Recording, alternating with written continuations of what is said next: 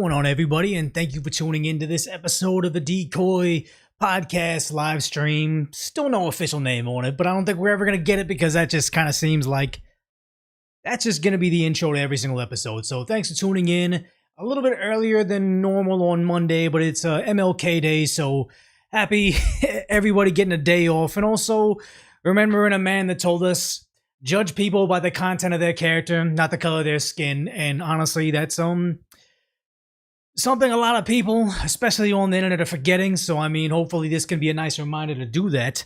Yeah, it's like we're Decoy Voice still, but after we shed that off the name, it's kind of interesting how I will be identified. Like, do people still, like, whenever I would see people in real life and they recognize me from the podcast, they'll say things like, "Oh my god, are you Decoy Voice?" And it's always nice to get to chat with people in the real world that like to watch my stuff, and it's kind of cool to see you guys. Nobody necessarily like me, just all walks of life watching the channel, so that's pretty cool. But I mean, it'll be kind of weird, like, "Oh, are you Decoy?" I guess it's the same thing, right?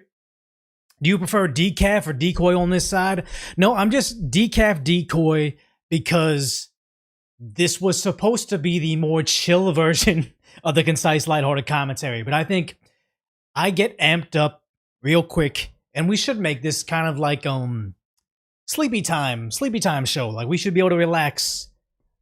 I think I should probably have like a decibel roof. Like, I should always pretend there's like you said, the Unclaimed Baby Boy podcast. I should always pretend there's a baby in a crib right outside my door, and I don't want to wake him up. And then we can make this into like chamomile decoy, where we just try to make this very chill, almost like, "Oh my god, are you Sub-Zero?" That'd be dope if people said that to me in person. But this could be the decaf decoy. We're kind of chilling out. You're listening to this maybe while you're like unwinding, getting ready for bed or something, and always just pretend there's a baby behind that door, and we can make a decaf decoy. But no, this podcast was supposed to be separate, but I know how important it is to get a search engine optimization, not necessarily with videos. People get it all wrong. Like, back in maybe 2015, it was good to like front load your video with a topic like Don Lemon CNN did this, and that's how your videos are titled. But now you know pretty much Asmongold has changed the meta, and you'll see it like Asmongold does the meta a certain way with titling. I've done it. I've told my friends to do it too, and now you see whoever's on Timcast's side is basically titling all his videos. See, I got amped up again. Timcast is now titling all his videos like Asmongold would. At some point in time, it won't work with the CTR anymore, and people will stop using it. But for now, that's the current meta. So I would say I wanted to make a second channel, but I didn't want to confuse audiences if they typed in the search bar, "I'm looking for Decoy Voice." Now I'm looking for Decoy Live Podcast. Like, right now, I think in YouTube at least, if you typed in DEC, I think you autofilled to like Decoy Voice automatically. So that's why I was able to claim the decoy just at decoy name, which is pretty cool. I wanted to make my podcast, if you're looking for it, a different search. So it's decaf, then decoy. So hopefully, as this channel, like, well, where are we at right now? Hold on, let's see.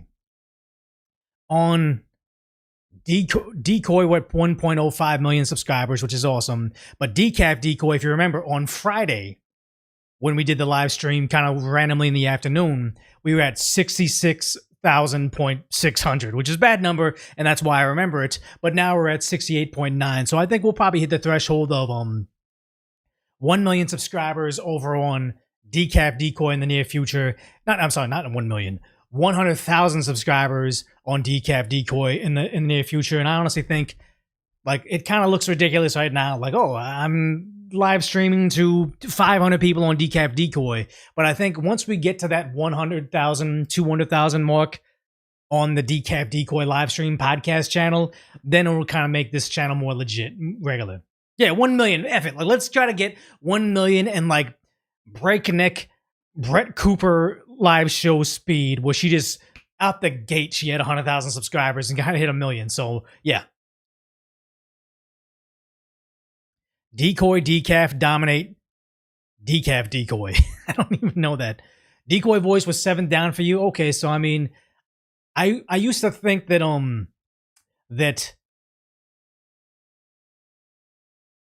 having it was going to automatically give it to me on YouTube, but now I'm sorry, on Google, because YouTube is Google, but no, YouTube I'm still kind of hidden in there unless you type in decoy voice. But hopefully, given enough time, I can just be de facto decoy, just like that Minecraft streamer Dream. Like Dream is just a regular vocabulary word in the dictionary, and he is like, if you think of Dream and you're like a citizen of the internet, you think of the Minecraft YouTuber, not where was my brain yesterday at night?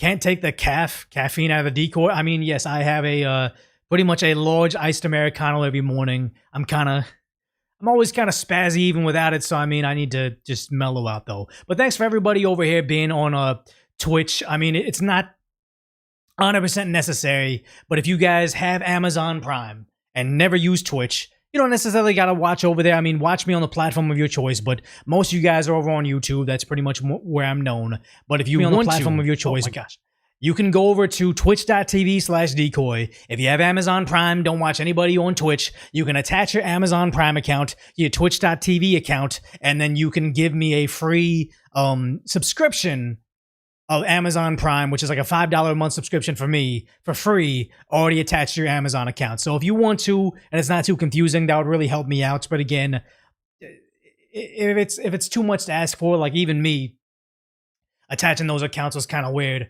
You 100%, it's not necessary, you know? There's a chat. Yeah, well, the first story is we're going to talk about Don Lemon. He really cooked himself.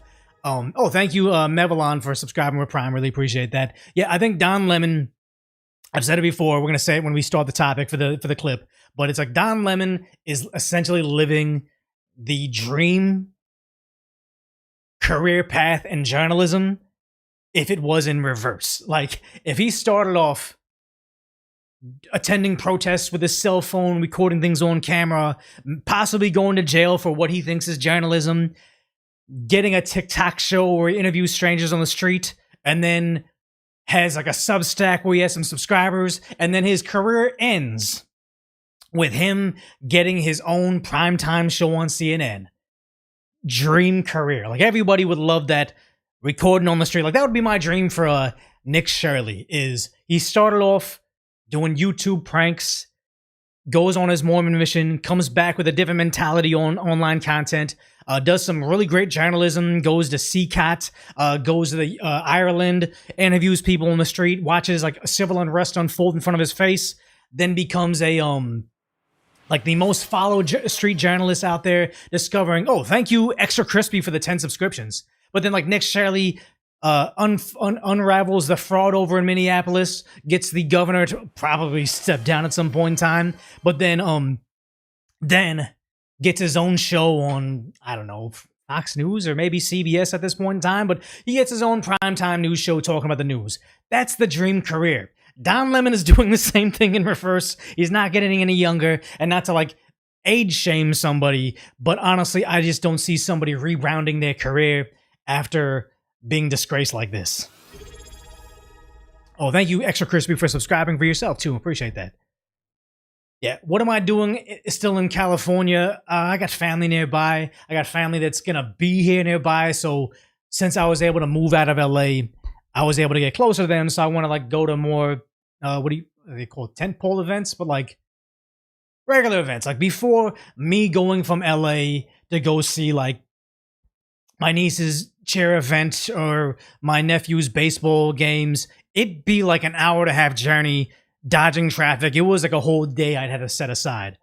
But now I'm somewhat close, so it's like I would like to be here for this.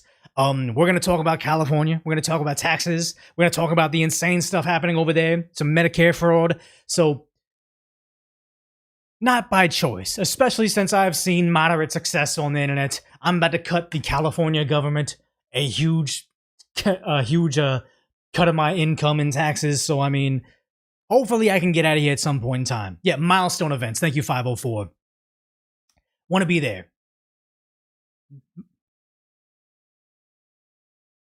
Yeah, and here's the thing: is Twitch. Like I said this a couple times before, Twitch doesn't have the best reputation right now. People don't like who they've supported, who they platformed. But I'll let you guys know on the front end. I don't even think this is like top secret information, but I was given a good opportunity to come on Twitch, get front page access, get like essentially what I have on YouTube, like a person I can talk to about questions. I'm getting a great deal on Twitch to try to become on the platform.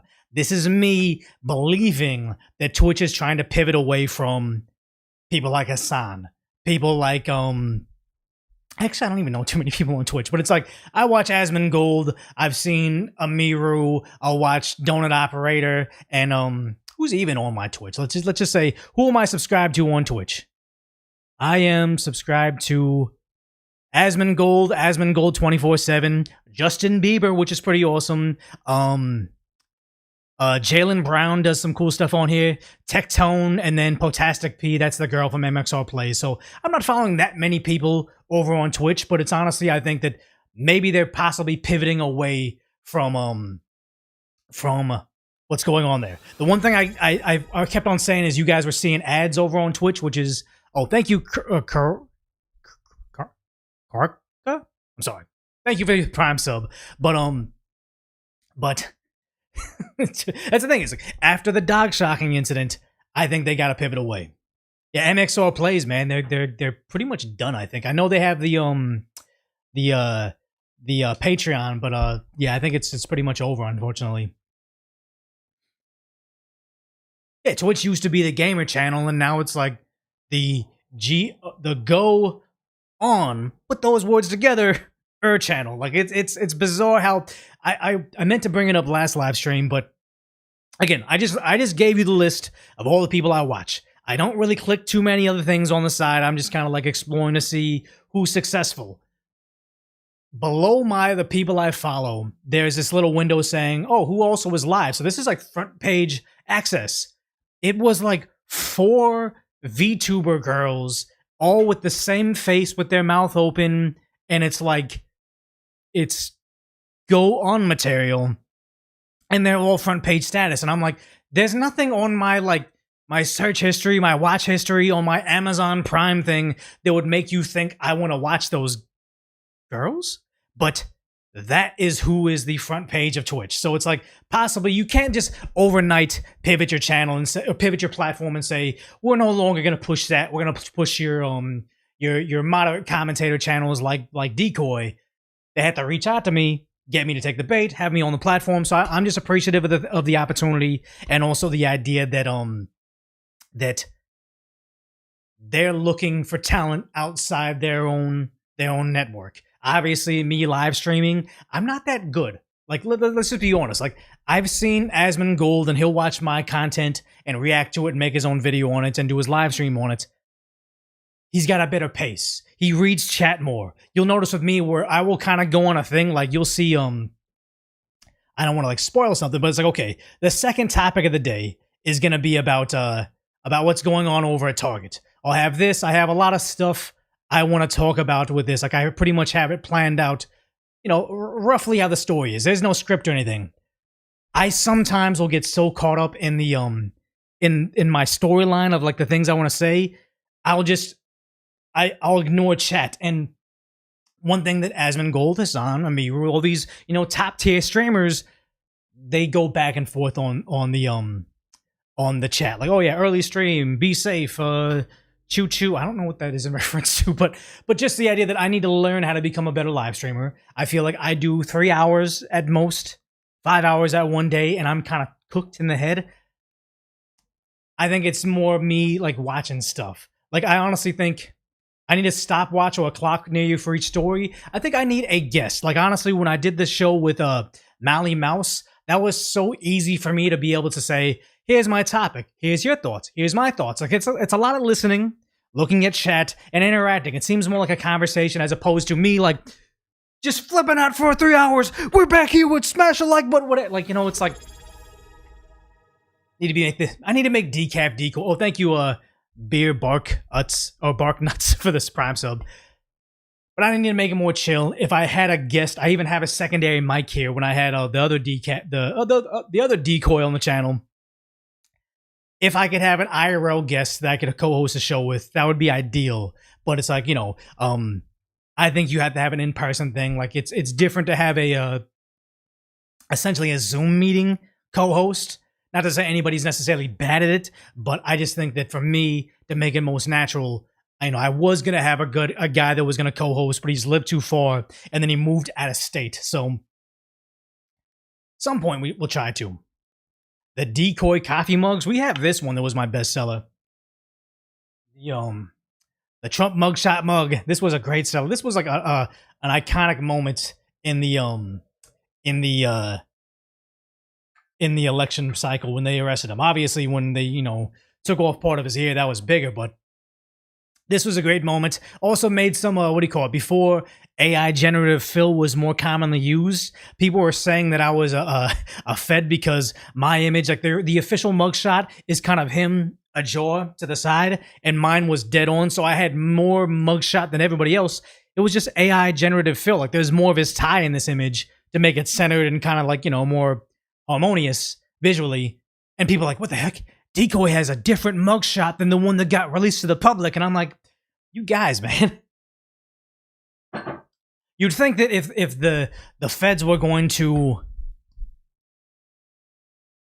they were going to industry plant somebody in like the moderate to conservative online narrative, they'd pick a hotter Asian, like a more bustier Asian. Like me, I'm not the ideal guy to be the face of a movement inorganically. Yeah, what do the feds do about Minnesota? They bring in the National Guard. The same thing that happened with the riots in LA, where they kept on just letting them happen. I think Mayor Karen Bass was going on TV, Fox News, watching the riots occurring in front of her face, like side by side, split screen. Here's her narrating over the riots, allowing it to happen, saying the only time the riots are going to stop is when ICE gets out. But they didn't do that. They just brought in the National Guard, and boom, like that, the riots ended. They need to do the same thing. Is that G.I. Jeff from Community behind him? No, that's G.I. Jeff. That's Jeff Dye, the stand-up comedian. He's amazing. If you guys haven't heard him, seen him live, like honestly, like most stand-up is better experienced in person. And not only Jeff Dye, he's got a great stand-up set. Like his whole crew, I think he travels around with the same guys. They're all pretty awesome. I feel kind of bad. I don't remember their names off the top of my head, but his whole crew, his openers are great. He's great. So it's like, if he's ever touring in your area, you definitely should see him live. And also his appearances on podcasts, and I think he has a show or movie coming up in the near future. I think he's going to be a star. I mean, he's been around forever, so he's cool. Yeah, I think Don's going to be prosecuted. We got to go there. Yeah, 22 people over on Kick, 43 on Twitch. My other platform isn't working. Twitter, I don't think is working correctly either. Oh yeah, we got 1,000 on YouTube. So definitely, I guess, daytime decaf is where the place is. Yeah, people on the left are afraid that the Constitution is ending. They're the same people that think like, oh, Donald Trump is finally gonna take away everybody's rights. He's gonna bring in fascism. Are the same people during his first term said, "We got him, guys. They finally got Trump. They got him on this, guys. They finally got him on like this. Whatever the TV tells them, they fall in line. It's very sad." Oh, what's up, Orthorn Jim? Good to see you here. Tomahawk over on X says, one of the best Asians here. I mean, I is there like a Mount Rushmore of Asians on Twitter? Is there? I can't imagine who's like the top 4 Asians. I wouldn't even know. Oh, Nick says he was talking about Asman. Okay, yeah. Yeah, this one woman asked you, is Trump destroying democracy? It's like, democracy voted him in. We're a constitutional republic, but even if we had just a stand-up democracy, he won the popular vote. Somebody winning the popular vote isn't destroying democracy. I'm sorry. Hopefully, I'm on the Mount Rushmore of Asians at the end of it. We'll see though. The top Asians, Jackie Chan. What is a mountain of Asians? What are we Wait, what is the giant mountain in China? Chat, what I'm missing it right now. The landfill. No, guys. Yeah, Don Lemon being charged with the Klan Act is definitely what it is. Is it Mount Everest? Wait, is Mount Everest in China? And am I just that stupid? I know it's like sharp as I take you up there. Mount Fuji. No, that's Japan, right? Tibet. Thank you. God damn it. Thank you, chat. Mount Everest is in Nepal. Mount Fuji is Japan. I know it is because I got a. I thought I had. I have like a little. I have a little Mount Fuji toy. It's usually sitting in the background. I don't know where I put it. Yeah, guys, we're all a little bit racist today because Fuji's Japan, Everest is Tibet. Yeah, we're all a little messed up right now.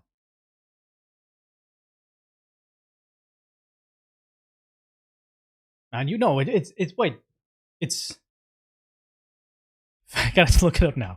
Famous China mountain. Yellow Mountain? What? We all getting it wrong? I I don't know. Yeah. Confused Asians are best. I mean, here's the thing, is like I feel like that's why we know the mainstream media is officially cooked. Because yeah, I don't know, it's called Yellow Mountain. That's me reading directly off Google. That's what it is. If Koreans aren't math Asians, what are they? No, they're math Asians. I'm not a good Asian. Not into street racing, not into smoking, not good at math, didn't go to like a prestigious college. Like I'm not that type of Asian. I'm a gambling Asian. Like that's my thing. Like obviously I'm not a you won't see me playing like Pai Gal or being at the high roller the high limit tables, but I do enjoy some gambling, guys. A baseball Asian? Yeah, the Japanese are really into baseball. Korea's big into baseball too. I'm just ADHD Asian. Like I need to be messing around with something. Like I wish I had the toy here. I even had to ask my buddy who his girlfriend is a is in autism care. But I randomly got this Iron Man Stretch Armstrong guy from the store, and I was just like absent-mindedly. I was like doing work on the computer and just absent-mindedly playing with it. I'm like, oh my god, guys! Like, my hands always have to be doing something. This isn't good. My karaoke is terrible, guys. No.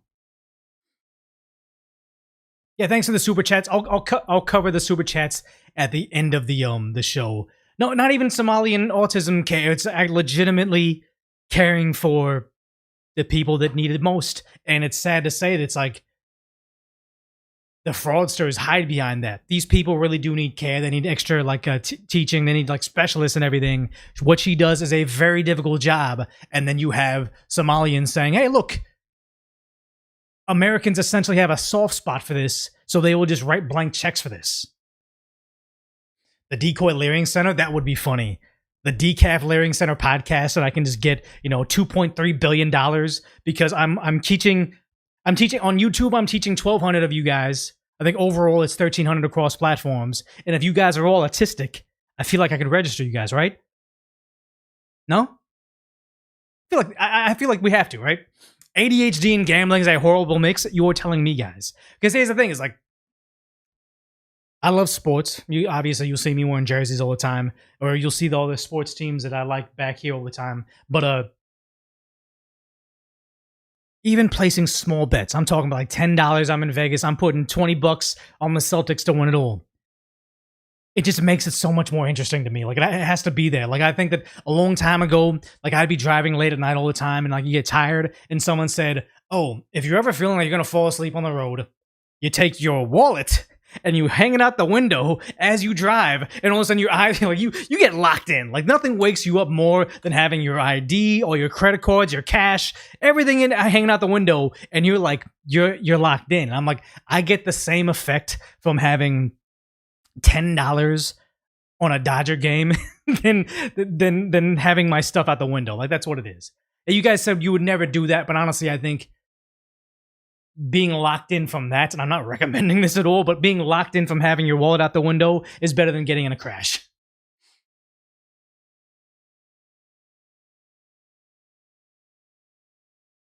Try to hold your phone over a toilet. It's tough. I would never do that. What? Hey, but I'm not even 30 yet, and I look older than you. Appreciate your youthfulness. No, I'm like, I am definitely gaining some. I've got soft light on me.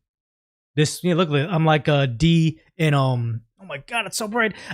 D in It's Always Sun in Philadelphia, where she's like, yeah, just blast a soft light on me, get all the wrinkles away, and then you'll see my real face. I guess it's still shadow, but yeah, I'm not. I mean, I understand that. Oh shit, being Korean does help you maintain your youth, but guys, I'm old. I'm old. I'm old, and it's starting to set in. You guys know. You guys not know. What an irony if Don got arrested on MLK Day. What an irony if Don got arrested from them using the Klan Act, like the Ku Klux Klan Act being used against him.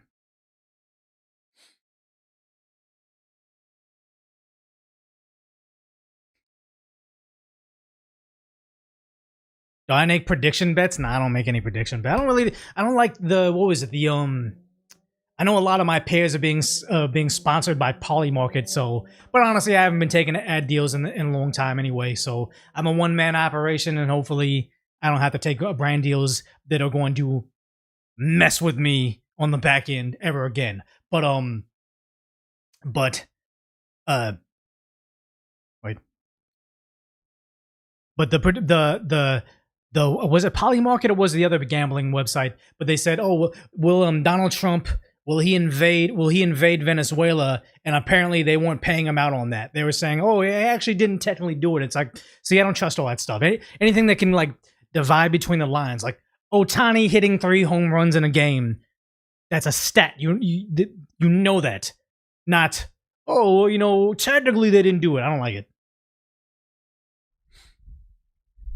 Asmon and Moist Critical did it. You can too. I mean, at some point in time, maybe. Oh, good to see you. So you were watching a Donut Operator then over here. Thanks for hanging out. Yeah. And the thing is, like, you say Polymarket and other gambling sites are evil. They prey on young people and get them addicted to gambling. I am one of those young people. I wouldn't say I have an addiction. Well, maybe borderline. Like, I will purchase, like, yeah, this isn't it. This little toy right here is like, you couldn't go out to like the toy store and buy this Dragon Ball Z motorcycle, but it's in a blind box. So there's like 7 other things you might get. And I am very much into just buying blind boxes. I'm not only buying knickknacks for my desk that is, obviously I have a problem with that, but also getting a little bit of gambling into. Not a good thing, but that's just who I am. Yeah, me and Asmon share a lot of viewers. He's live right now. Obviously, I know. Not gonna cut into Asmon Gold's show. I thought that maybe I would do be like the Asmon Gold after show, so I may still do that. But we're still figuring stuff out. Yeah, you have a gambling Lego minifigure boxes. I'm sure if they had something that I was into Lego wise, I'd purchase it. My Dragon Ball collection isn't that big. I have more Gundams than anything. I have a lot of Pokemon. Like I showed the Charmander yesterday. I'm looking at like 4 Bulbasaur in that corner. That's why I have Ivysaur over here. Yeah, I just got a couple things. I have like all the Funkos of Dragon Ball characters eating food. That's the thing is, so Killinator says, Asmon streams too chaotic. The chat box is gonna be way too filled with random stuff. So it's like, it's good to be watching somebody on the come up. If I'm lucky enough, fortunate enough to become a big streamer, then it becomes chaotic too. So, it's a, you want me to be successful enough to keep streaming, but you don't want me to become so successful that it's hard to get a message across. Yeah, I do live streams now. Kind of new. Oh, thank you for that super chat. I'll cover all of them at the end, but yeah. A Gundam Wing is the only one I know. The other Gundams are just too. They are too confusing, honestly, to me. So hold on, let's go ahead and get to the first topic, but let's go ahead and sit down now.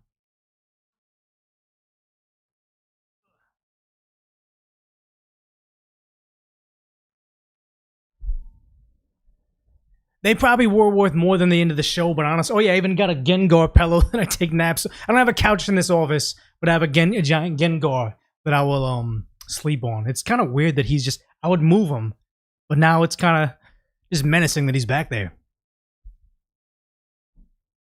Let's see, maybe I need to move this camera just a little bit.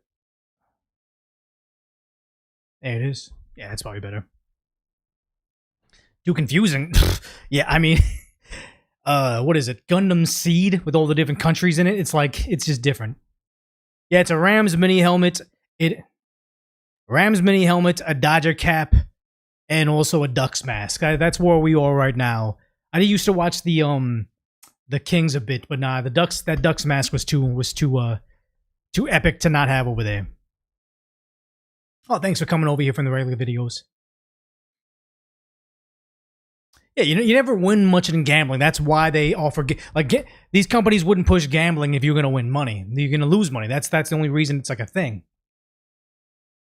I think the Rams will take it all. I think the Seahawks they only won by 1 point in overtime, and then the other game they won. I think Rams at full strength, locked in, they'll win, and I think it'll be Rams and Patriots in the Super Bowl, and this will just cap off Matthew Stafford's MVP season. And then, I mean, Rams winning the Super Bowl at 49ers Stadium this year, then repeating in the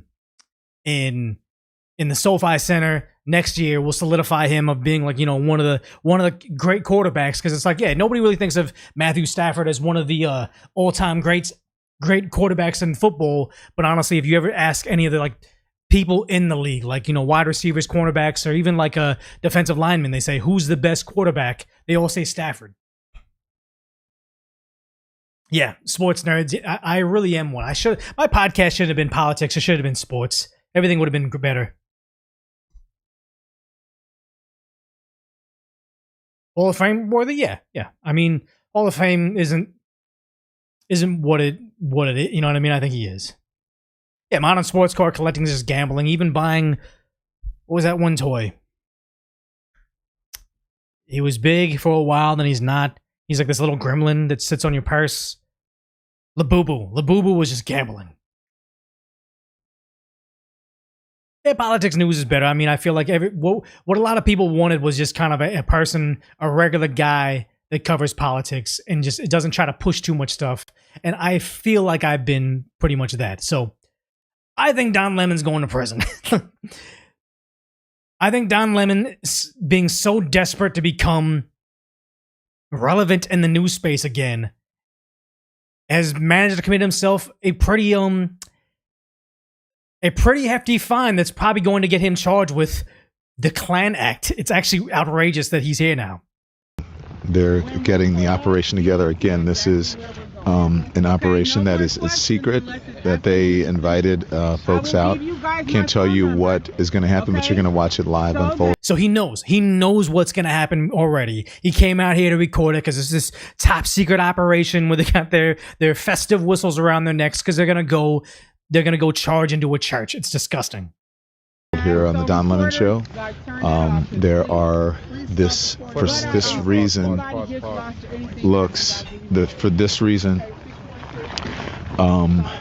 it may look like MAGA coded, but there's a reason they have so many white people here. I'm just going to be honest. It's because he is so. It's crazy to me how in an attempt to be anti-racist, they're more racist than any racist I've ever met. And I've met some racist people, like outright people that didn't like minorities met me. Like I'm not gonna go too much into a personal story, but one time I had an employee who straight up said, "Oh, he's an old white guy, pretty much doesn't like other races." But then after I became his boss for a while, he's like, "Oh no, you're all right." And I was like, "This isn't the compliment you think it is." I've heard some pretty vile things out of that guy's mouth. Don Lemon is worse. Because of the operation that they're doing today, it's important to have allies, as they said, white allies here. So that is his disdain for the white people only goes so far where he's like, "Oh, but they're allies. So we're gonna feature them now." This guy's disgusting. is what I could say. I turned our camera off of them because they're giving some critical information here. But there we go. He is part of the operation. He's covering up for him. He knows what's about to happen. This is important because later on he's going to feign innocence. Oh my God, I didn't know this criminal thing was going to happen. I wasn't supporting them. I'm as shocked as you guys. That's why I came with my camera crew, my microphone, to get some clicks off of the thumbnail he wanted to generate. He's ready to go. Let's go. Okay. Oh yeah, you guys are all saying that he's married to a white man. It is very interesting that you have all the people in politics, AOC, who's the Mayor Wu of Boston, Ilhan Omar. It seems the people that keep on running all of these policies and they have this agenda against the spooky white man are coincidentally married to them, which kind of makes me wonder if this isn't a offshoot of their bedroom fantasy. It seems like it to me. I don't know. Let's go. Thank you guys Kamala Harris, for allowing me to be here. Okay, Thank you guys. Okay. How are you? Good. to see you. We're on. We're not saying what it is, what's going on, but thank you. He knows what it is. He has to. Oh, we're not going to say. Okay, we know what we're doing is bad. I know this is going to be controversial, but my need for clicks is more than my need to stay out of prison. Tell us why you're doing this. So This is Nekima Levy Armstrong. She's on the show Nekima on Levy Friday. Armstrong, civil rights attorney, longtime activist here in the community. And, we protest and do activism in all kinds of ways. This is Operation Pull Up, more of a clandestine operation. We show up somewhere that is a key location. They don't expect us to come there. And then we disrupt business as usual. So that's what we're about to go do. We're going to disrupt business as usual. So are they... She's an attorney. Is she fighting any of this in court? Is she doing something more useful than what Johnny Somali would be doing as a nuisance streamer? The answer is no. Oh, she's an ex-attorney, just barred soon? Hopefully.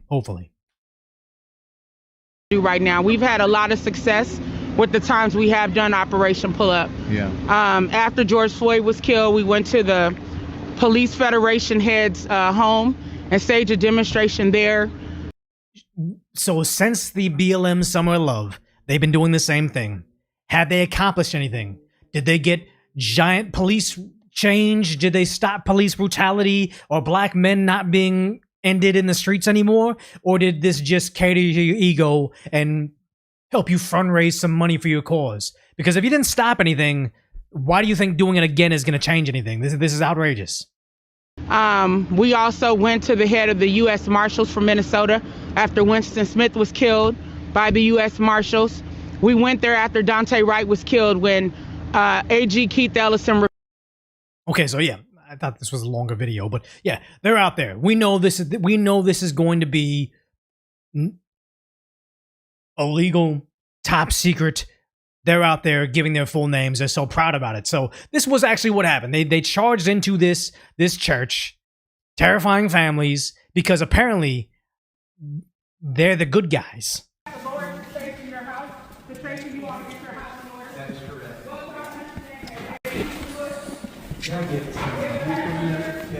It's a church in service. They don't need to lock their doors. They're trying to be welcoming to everybody, but apparently they think the pastor is affiliated with ICE somehow, and they said, okay, you know what? You guys don't deserve peace. Renee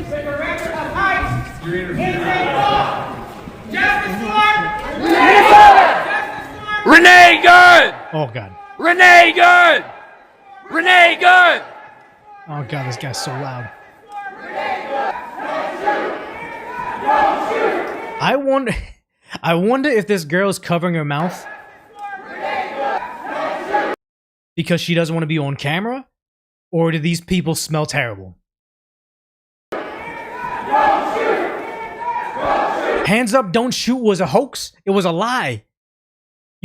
They're still on this platform of Hands Up, Don't Shoot. When it was seen in the autopsy, he was reaching for the officer's firearm, and yet they keep on pushing. That's how dumb this movement is.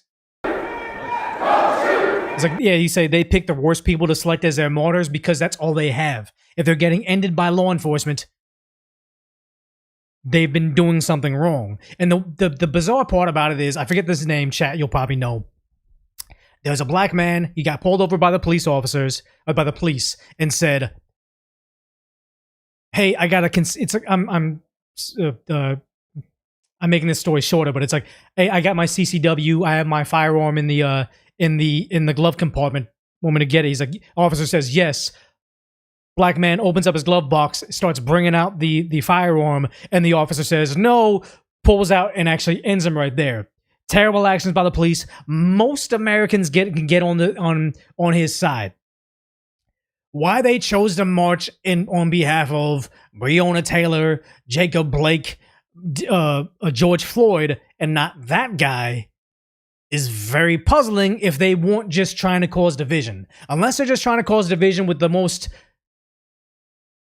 controversial people to march behind, I think that's part of it. And here's the thing is, who is the chat? You'll probably know the name of the guy that, he's in a hotel. He was doing something wrong. I forgot what it was, but he didn't deserve to die.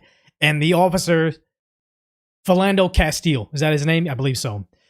There's a white guy that was in a hotel hallway and he's crying, and there's two officers giving him conflicting commands. One of them saying, hands up. The other one saying, get on all fours and back up towards me. And yeah, that one was terrible. It's back up towards me. The guy's pants are falling down. He's crying, and the guy pulls up his pants and then gets lit up from behind because he says, oh, don't keep your hands up. And it's like two different officers giving him different directions. That is a miscarriage of justice. Those officers were doing wrong. Most Americans can get behind that instance of police wrongdoing. But instead, he was getting swatted? Damn, okay, I didn't know that. But no, they decide to get on the side of Renee Good, which makes me feel like it's just supposed to be to spark division. Daniel something, I believe his name is. Yeah, you're right.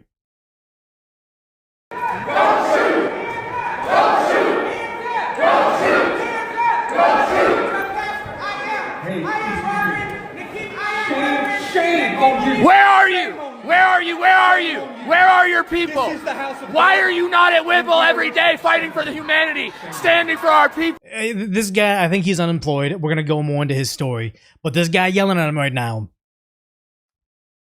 I have unlimited free time to post on my TikTok, I think he has, to yell at people and to cause the disturbances. This guy's obviously at his job, this pastor. How come you don't have as much free time as I do? How come you aren't as being a useless activist like I am, a provocateur?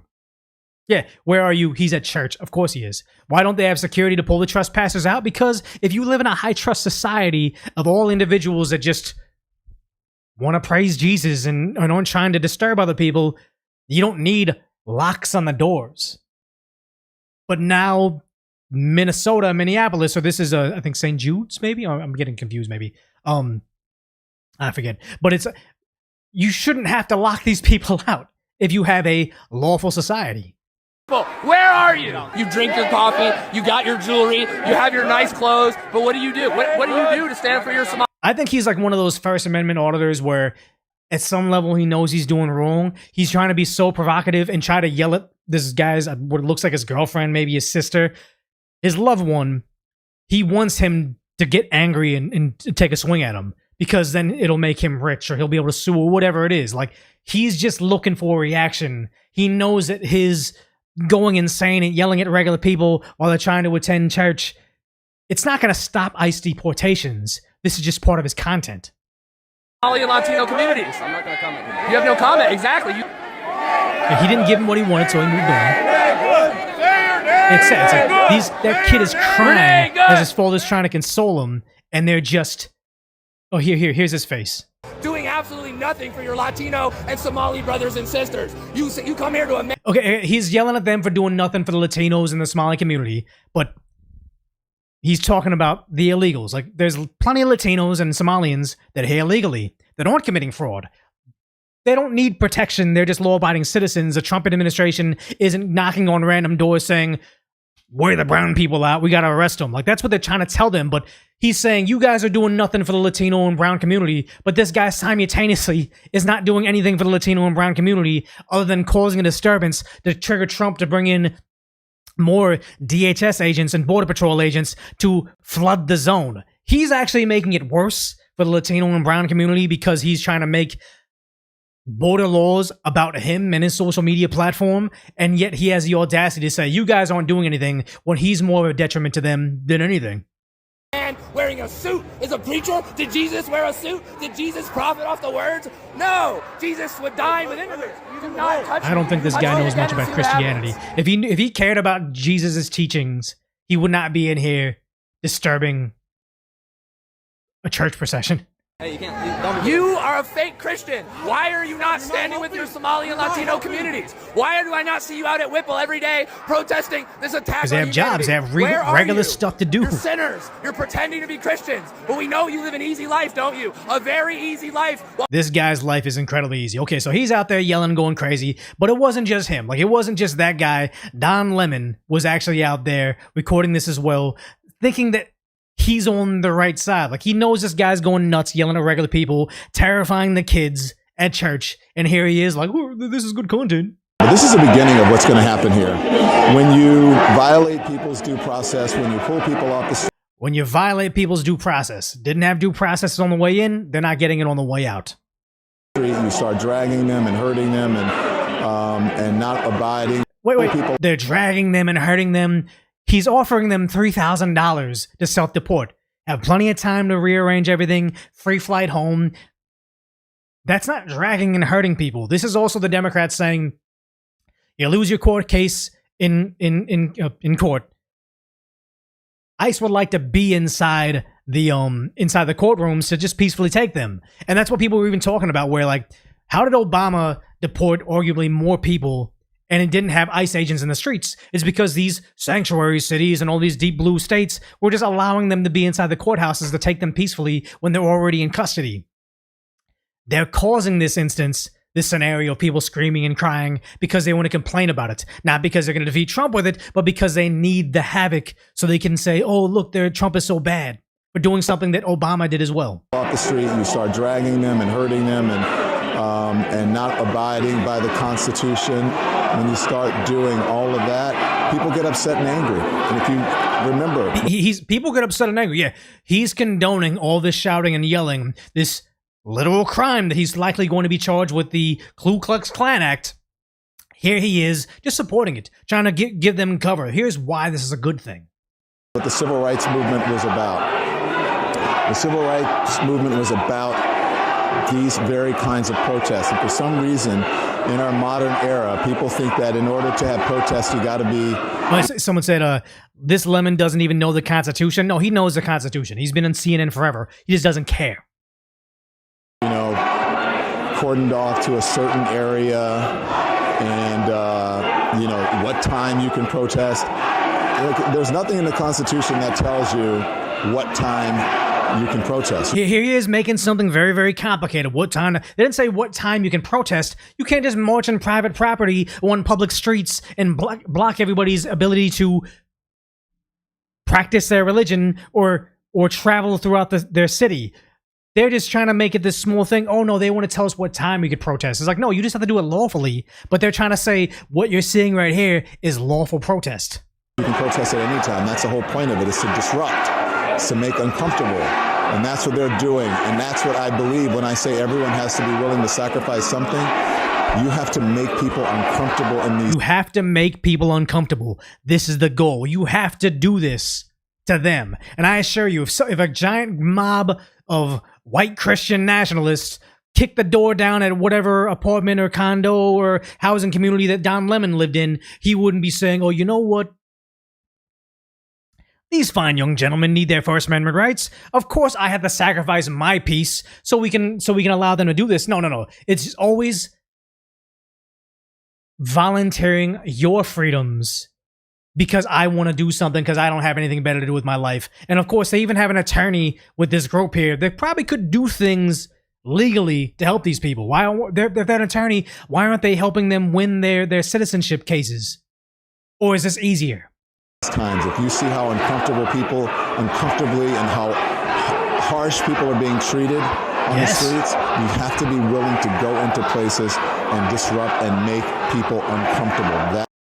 he's cheering them on, make them uncomfortable. This is a key thing because he's gonna say it. He's gonna say it again. And the crazy part is, yeah, we showed this guy, this dude yelling at all of them.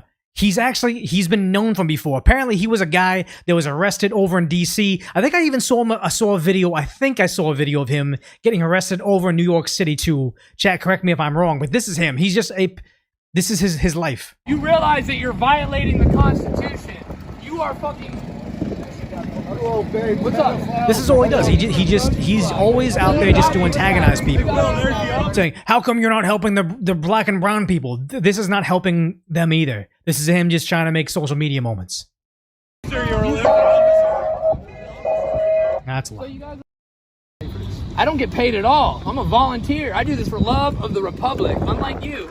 You come from some fucking state far away to come fucking betray your oath. He knows to the nothing about him.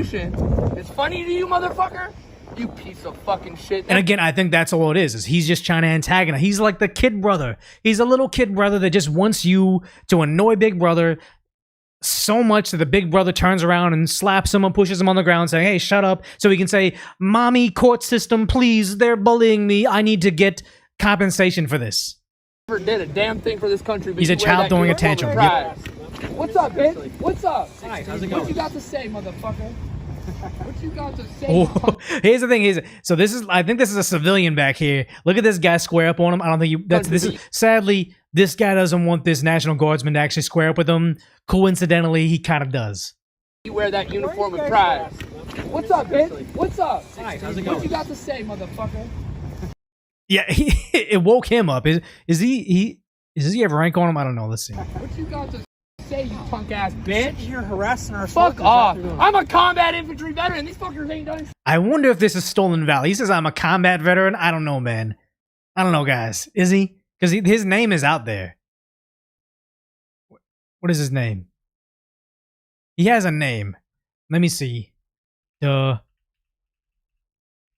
right. So what is his name?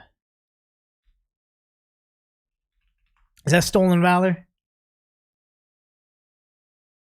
He says he's he's banned from Instagram. Is that his name? Apparently that's not his. No, that's a movie guy. Is he? The Woke Farmer is an American veteran. So MS Now says he's an American veteran. He said, but they're taking his word for it.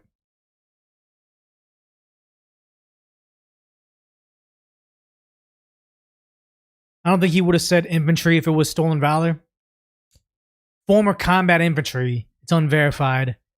Yeah, I don't know. Let's see. Okay.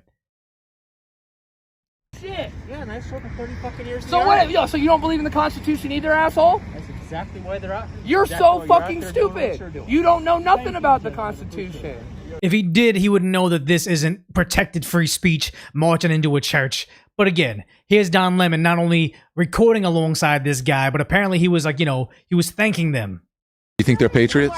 I don't think so, especially those ICE agents. That's what I'm hell talking no. about. Yeah. Well, No, they're terrorists. They're traitors. They can't be patriots if they're constantly violating people's First Amendments and their Fourth Amendments. They keep on saying they're violating their First Amendment.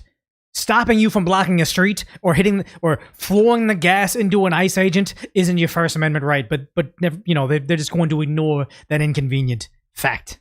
Yes, it's against the Constitution to identify people without reasonable articulable suspicion. Due process. You can't just identify somebody based on the color of their skin. They don't. They have warrants. Like, remember when they broke into that Fed vehicle and stole the Fed rifle out of the trunk safe? They found warrants. They were looking. Look, there's a warrant for this guy. Looking for this guy. They're not looking after people because they're brown. They keep on trying to take a complicated, nuanced situation, flatten it out to a bumper sticker thin concept, and just run on that. They're going after brown people. It's like, no, they have warrants. And they said if they're allowed in the courtrooms to arrest them when they lose their case, they'll just take them. But now that they actually have to go out there in the streets and look for them, they're going to get all the people they're seen with the collateral damage. Completely against the Fourth Amendment. Or that they have an accent. Or if they have an accent. Exactly. Yeah. I do not agree with that. And here's Don Lemon throwing fuel on the fire saying they're going after people with an accent.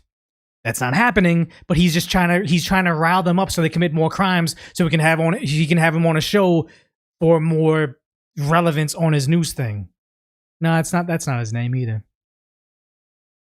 100%. No Thank you, guys. Thank you for your service. I appreciate you wearing the uniform now. Thank you for your service. Thank you for your service, guys. Not the people protecting the communities from all the actual murders that have occurred from people that are here illegally. He's thanking these guys for their service because, not because they're accomplishing anything, but because it's helping him gain relevance. But here he is actually getting pretty much put in his place by people at the church that he's trying to interview because this is his moment. This is sad. These people have come into our house and they've interrupted our worship. This is a house of peace, and we try to proclaim that. And this stirs division and rancor.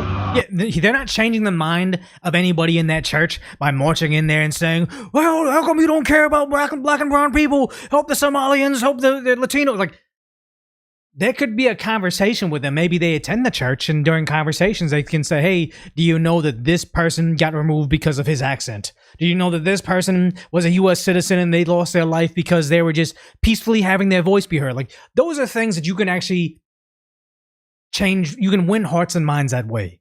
Storming in there and trying to shame somebody because they don't follow all the different BLM marches and everything changes nothing, and yet this is the only tactic they have. Yeah, half of ICE is brown. It's crazy. And in the end, it's not helpful. Ultimately, I believe they've lost. They've emptied a house of worship. Everybody's gone home. Their point has been proven worthless. And so, in the end, I think they lose. But more importantly, if I was to break into any of their houses uninvited, cause derision and upset according to their values, I would be kicked out ultimately. It's not a good way. I feel more than a reasonable conversation saying, hey, this is not the way to win hearts and minds. They're causing issues. We're kicking them out. There should be no issue with this, but watch. Violated. I feel interrupted. I feel angry. May I ask you something? When you were saying if you had showed up at their house, they're saying that people are showing up at houses where they're citizens or without due process. And they're saying that, but that's not what's happening. They're not showing up at brown people's houses that are citizens saying, you need to be deported now. Again, they're just making up a fantasy scenario that everybody can get behind, even if it's not true. Just like the same story they had with the other BLM movement saying she was just an EMT sleeping in her bed and then the racist police just shot her. Or he was just a guy peacefully trying to pass off fake currency, not stuffing an 8-ball in his mouth, not having a long history of stuffing 8 balls in his mouth to not get narcotics charges, not saying I can't breathe before I got into the police corps and then taken out of the police corps. Like, make it so they're innocent. Tell that story and get people on your side. But if someone points out the inconvenient truth, oh, you're the bad person. Breaking and entering the house. One that we saw, I've been watching from New York, with a battering ram into someone's private property, and there's no recourse. If that's a story, if that's a real thing that happened, every single outlet would be pushing it. CNN, Ilhan Omar, they would all be saying, look at this atrocity that occurred. If they're all not saying the same story, it obviously did not occur. There's no, you understand what I'm saying? This is all part of a much larger dialogue, in my opinion. On one side, so they don't have anything real to stand behind. That's why they're just shouting at them. The simple fact that Don Lemon could be having this conversation with him without the protesters. This is a civil discussion. But the fact that he has to have it behind this lets you know that their stance is like bumper sticker thin. Are people who watched a previous administration bring 12 million people in over the course of 4 years. And many of them undocumented, many of them criminals, etc. This is another administration. Ironically, this guy knows more about the scenario than any of these people in this march, and they are trying to use the moral high ground against him. Probably the most educated person about the situation. A corrective. Now, whether you agree with the policies or procedures, I think I could actually be sympathetic to some of the things where there have been. Okay, cool. A nice little middle ground. Called targeted interventions by ICE to keep the American people Mostly safe. sheep, yeah. If I respectfully may interject here, I've been out reporting on a lot of these, and they're not targeted. There are no warrants signed by a judge. Here's the thing. How would Don Lemon know about the warrants or whatever? Like, he is such a bad liar. The disinformation network themselves, CNN, fired him from the television or took him off the air.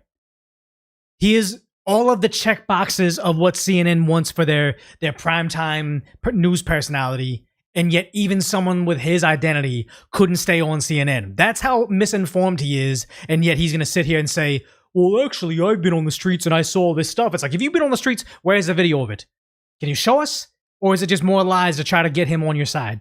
Judge, let me finish. And they're American citizens, many of them. Most of the people that they detain don't have criminal convictions or criminal records. I think it was something like 80% of them do. The other 20% was something like, hey, they're the collateral damage. We're looking for this actual S offender that has crazy history in their home country. We're looking for them. We picked them up at a work site with 2 other individuals. They were also undocumented, so they're all going back. But doesn't matter. Just make up stuff, you know? Going to get into the weeds. But you should know that, though. Don't you think that's part of it? Yes, and I could also He does know show that. He was you citing many, facts. You're telling him lies. Opposing sides where we're also picking up the very criminals that have put Americans in danger. Yes. And I'm not saying it's pretty. I'm not saying it's not gonna be messy. pretty. I'm not saying it couldn't be. Watch anybody caught in the act of committing a crime. Them screaming and shrieking, oh my God, they're hurting me, they're hurting me. It's like, yeah, you were just trying to murder somebody, and now they're arresting you. Law and order looks bad. If you're a bleeding heart liberal, you don't even want to see a murderer or a sea molester getting arrested. It always looks bad. It's got to be aggressive. It's what justice looks like. But the simple fact that they say, I don't like the imagery of someone being punished for the crime that they committed, so just let there be more victims, because victims or Laken Riley gets ended off camera. They can swallow that pill, but they can't swallow the pill of them being arrested for having had done it. It's disgusting how they see things. Better. I'm saying this is a part of a much larger dialogue in which one administration caused a great deal of chaos and havoc and danger for American citizens, and another is trying to correct that. Do you believe that? Why honestly, Okay. let me talk to you Listen, just on you're the not facts. a journalist. Yes, I am. I No. want to give you the facts. Here's the thing, because he keeps on trying to push his propaganda, give him lies. He's like, hey, look, you were trying to hear my side of it, but every single time I try to give you logic and reasoning, you turn around and say, but the propaganda says this. Well, I'm gonna, after I'm finished telling the guys that came in here and kicked the door down in a church and made children cry and started screaming at everybody, after I told them I'm proud of you guys, let me sit here and lecture you about morals and values. Absurdity, but that's why you don't listen to him. That's why he can't, without the $1 billion corporate backing that was CNN is no longer behind him.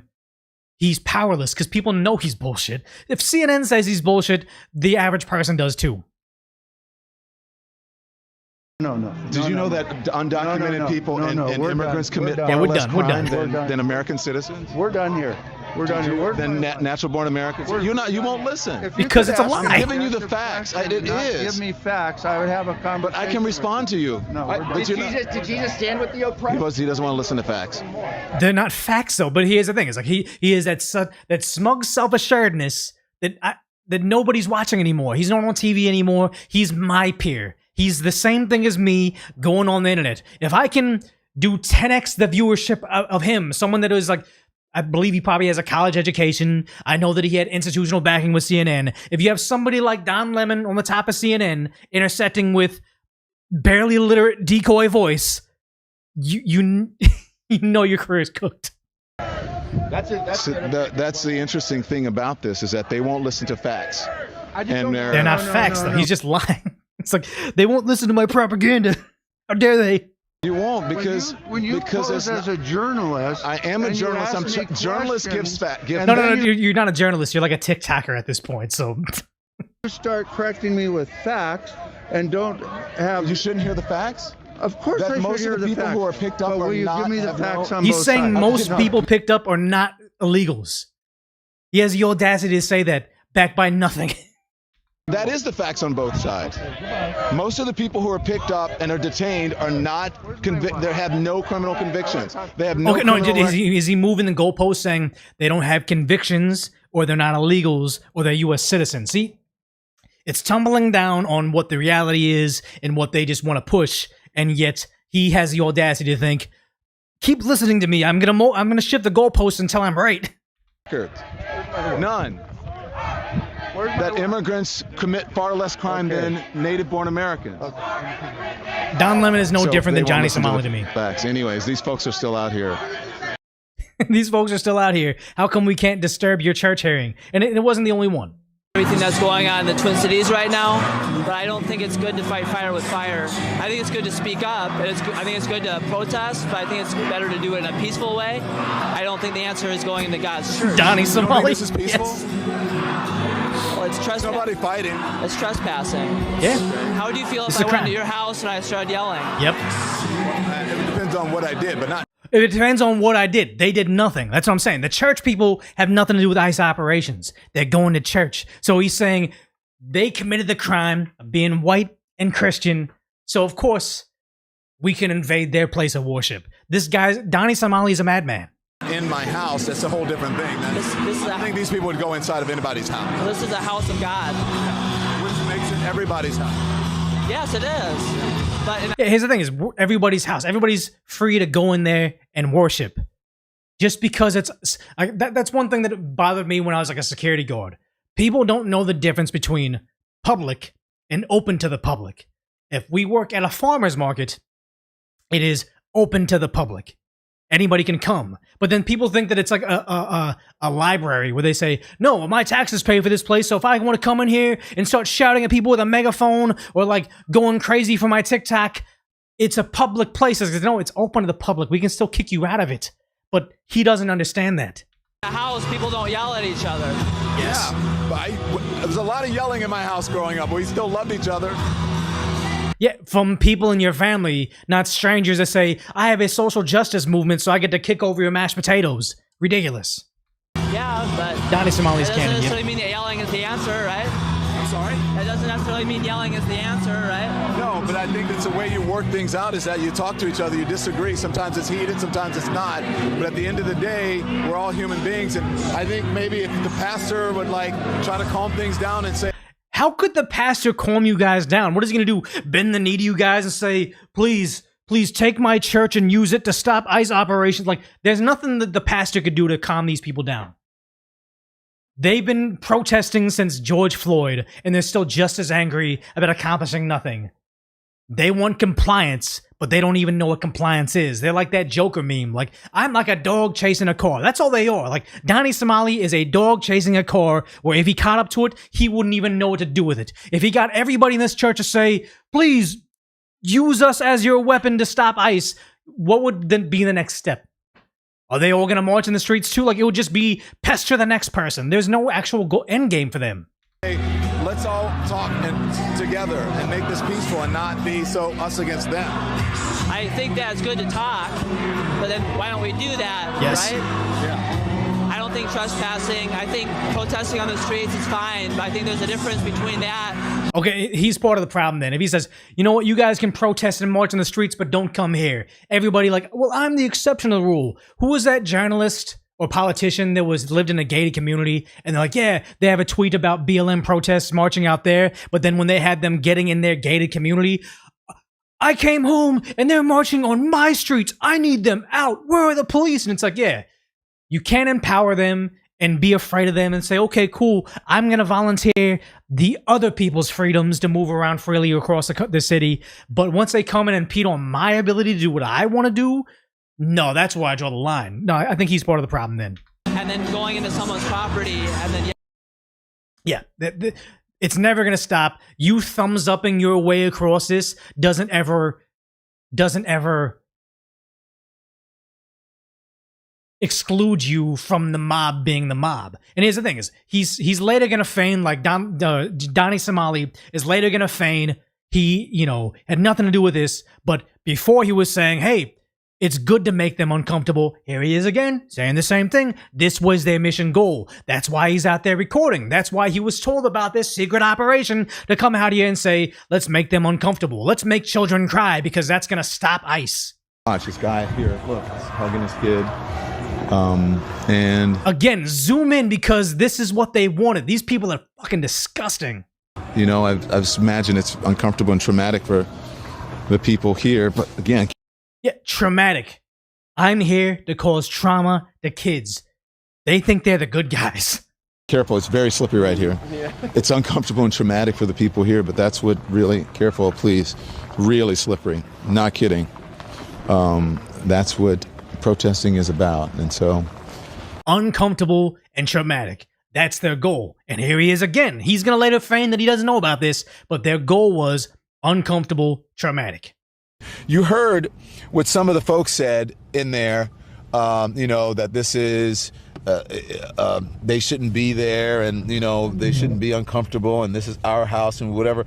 That's what protesting is about, is to make people uncomfortable. You may not like it, but, I mean, if they went into a church, you know, any church, this was the goal. This is what they wanted to do. Yeah, he's a terrible person. He's a terrible liar. He's a... what do you say? You were there to traumatize them, Don. This is what the drive-by media is about. Reporting the problems they create. 1,000,000% computer geeks saw us, where it's they're there to cause problems, document the problems, and say, this is what they are doing, not us when we block the streets. Share absurdity, but the crazy part is, I think this is that attorney girl, right? Goes on, I believe this is Facebook, and says, here's all the people pinned it to my profile. If you're looking for the people that committed this crime, here they are. Here's their names. Here's links to their Facebooks and probably like to their places of work. Like, they really implicated themselves because now, was Will Chamberlain saying it's against the FACE Act, conspiracy against rights. So it's if two or more persons conspire to intimidate any person, the enjoyment of any right, privilege, or secured to them by the constitutional laws. If they go in disguise on a highway on the premises of another, which is them, with the intent to prevent or hinder free exercise of enjoyment of any right, they shall be fined or imprisoned not more than 10 years. Is he facing 10 years in prison? Donnie Somali's character arc from the face of CNN primetime to Donnie Somali going to jail for 10 years would be peak levels of liberalism. And also, U.S. Penal Code Section 247 saying obstruction of persons' free exercise or religious beliefs. Exactly that. But also they're saying, oh yeah, easiest prosecution in history from Benny Johnson saying prohibited activities, whoever by force or threat or physical obstruction intimidates, interferes, or attempts to intimidate or interfere with any person going for providing reproductive health services. That's not it. But it's 18 section 248-A2 saying intentionally intimidates people lawfully exercising or seeking exercise their First Amendment right of religious freedom at a place of religious worship. Not worship, worship. Wait, worship. Worship. Worship. Worship. What the fuck? I shouldn't be laughing. Worship. Worship. Am I the only one? Worship. Whatever. Donnie Somali's going to prison. Worship. Thank you. Thank you, BR. Worship. God damn it. So you have Assistant Attorney General Harmeet Dillon saying, I've been in touch with AG Bondi and the FBI. We're all over this incident because Don Lemon and his mob of anti-ICE thugs stormed a church. We're investigating potential criminal violations of federal law. And here she is on the Benny Johnson show. Let me move this actually. Pretty much laying it out that he actually can be taken out with the Ku Klux Klan Act. Full circle, guys. Your response to Don Lemon. Well, look, I mean, we have a presumption of innocence in this country, so I want to preserve my ethical duties here. But let me just say that, he's a journalist. He was a journalist. I don't know what he is now, but journalism is not a badge or a shield that protects you from criminal consequences. Yeah, because he's trying to say are it was journalism. That's the next video, but yeah, this is what it is. part of a crime. And I think the videos show how close he was to these folks. I think further evidence will show. Well, I think more. the further evidence is him saying ahead of time, this is what we're here for. And him admitting on several instances, we have to make them uncomfortable. Twice saying traumatizing them. Like he's so done. Information about that, but he clearly knew, and he stated before going into the facility, it's on his own video, what was going to happen there. What was going to happen was a violation of federal law, federal criminal law, and that was the purpose of protest, making people uncomfortable. I don't know what to say. I mean, the FACE Act has been out there for more than 30 years, and there were lawyers involved in this so-called protest. And that's the thing is, if this attorney thought this was protected under the First Amendment, she's a terrible attorney. I would not want that woman protecting me in criminal, let alone civil court, if she thinks this is First Amendment.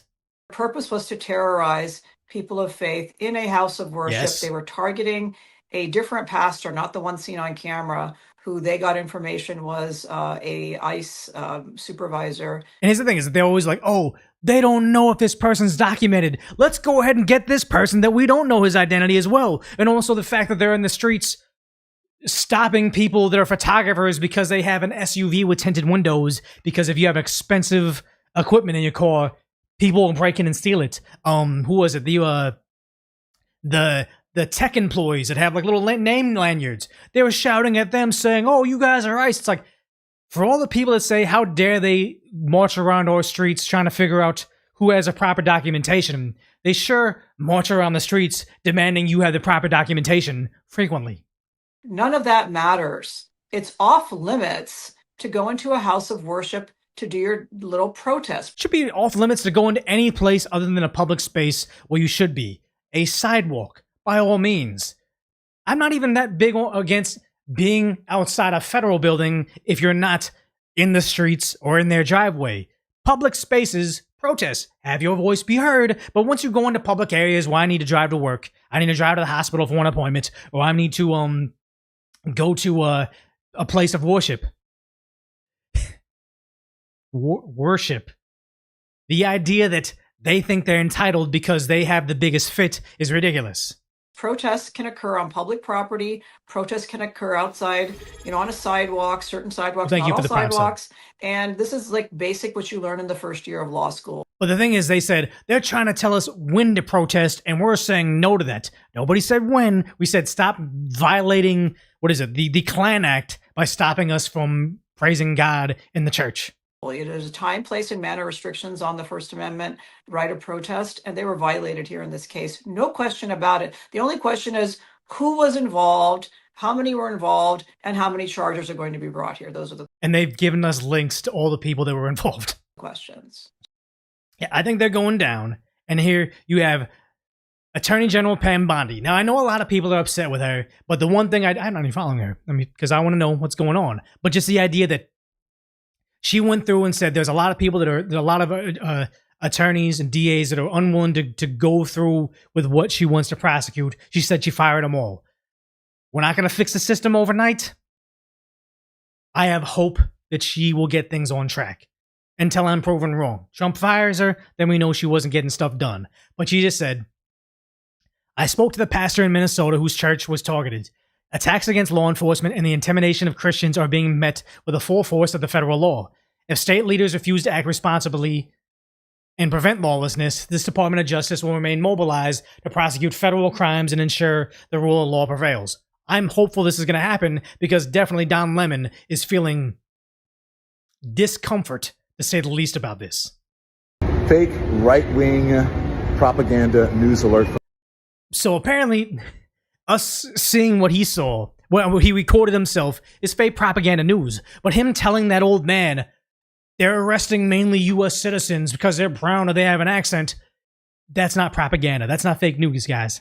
From this supposed right-angled news network, that I led a protest into a church this morning in Minneapolis, that is complete BS. First of all, I had no idea who the organization was until I arrived this morning. That may be true, but you knew they were going to do something secretive and not allowed. The fact that you're like, I'm proud of you guys. Maybe he's trying to argue semantics. I didn't lead them. You were there. You were part of it, though. And number two, that's what every journalist should be doing. Exactly what I did. What I did was report, chronicle, and commit an act of journalism, which is what every journalist should be doing. I think Tim Pool was saying earlier, I saw something about like, yeah, a journalist can document crimes. But if they said, hey, I met up with these guys that said they're going to do something big today, then they started robbing a bank. But as every act of journalist act of journalism is to record them robbing the bank, interview the teller and tell them why it's okay your bank is being robbed, and say, no, guys. I was also cashing in on this bank robbery, but it's an act of journalism, guys. Like, no, that's not how things work. And also, he spent a few years of his career cheering on the detention and imprisonment of J6 journalists. And now he's trying to say, well, no, my journalism's different. Yeah. He knows who and where to meet the morning of a clandestine operation. He knew about it, guys.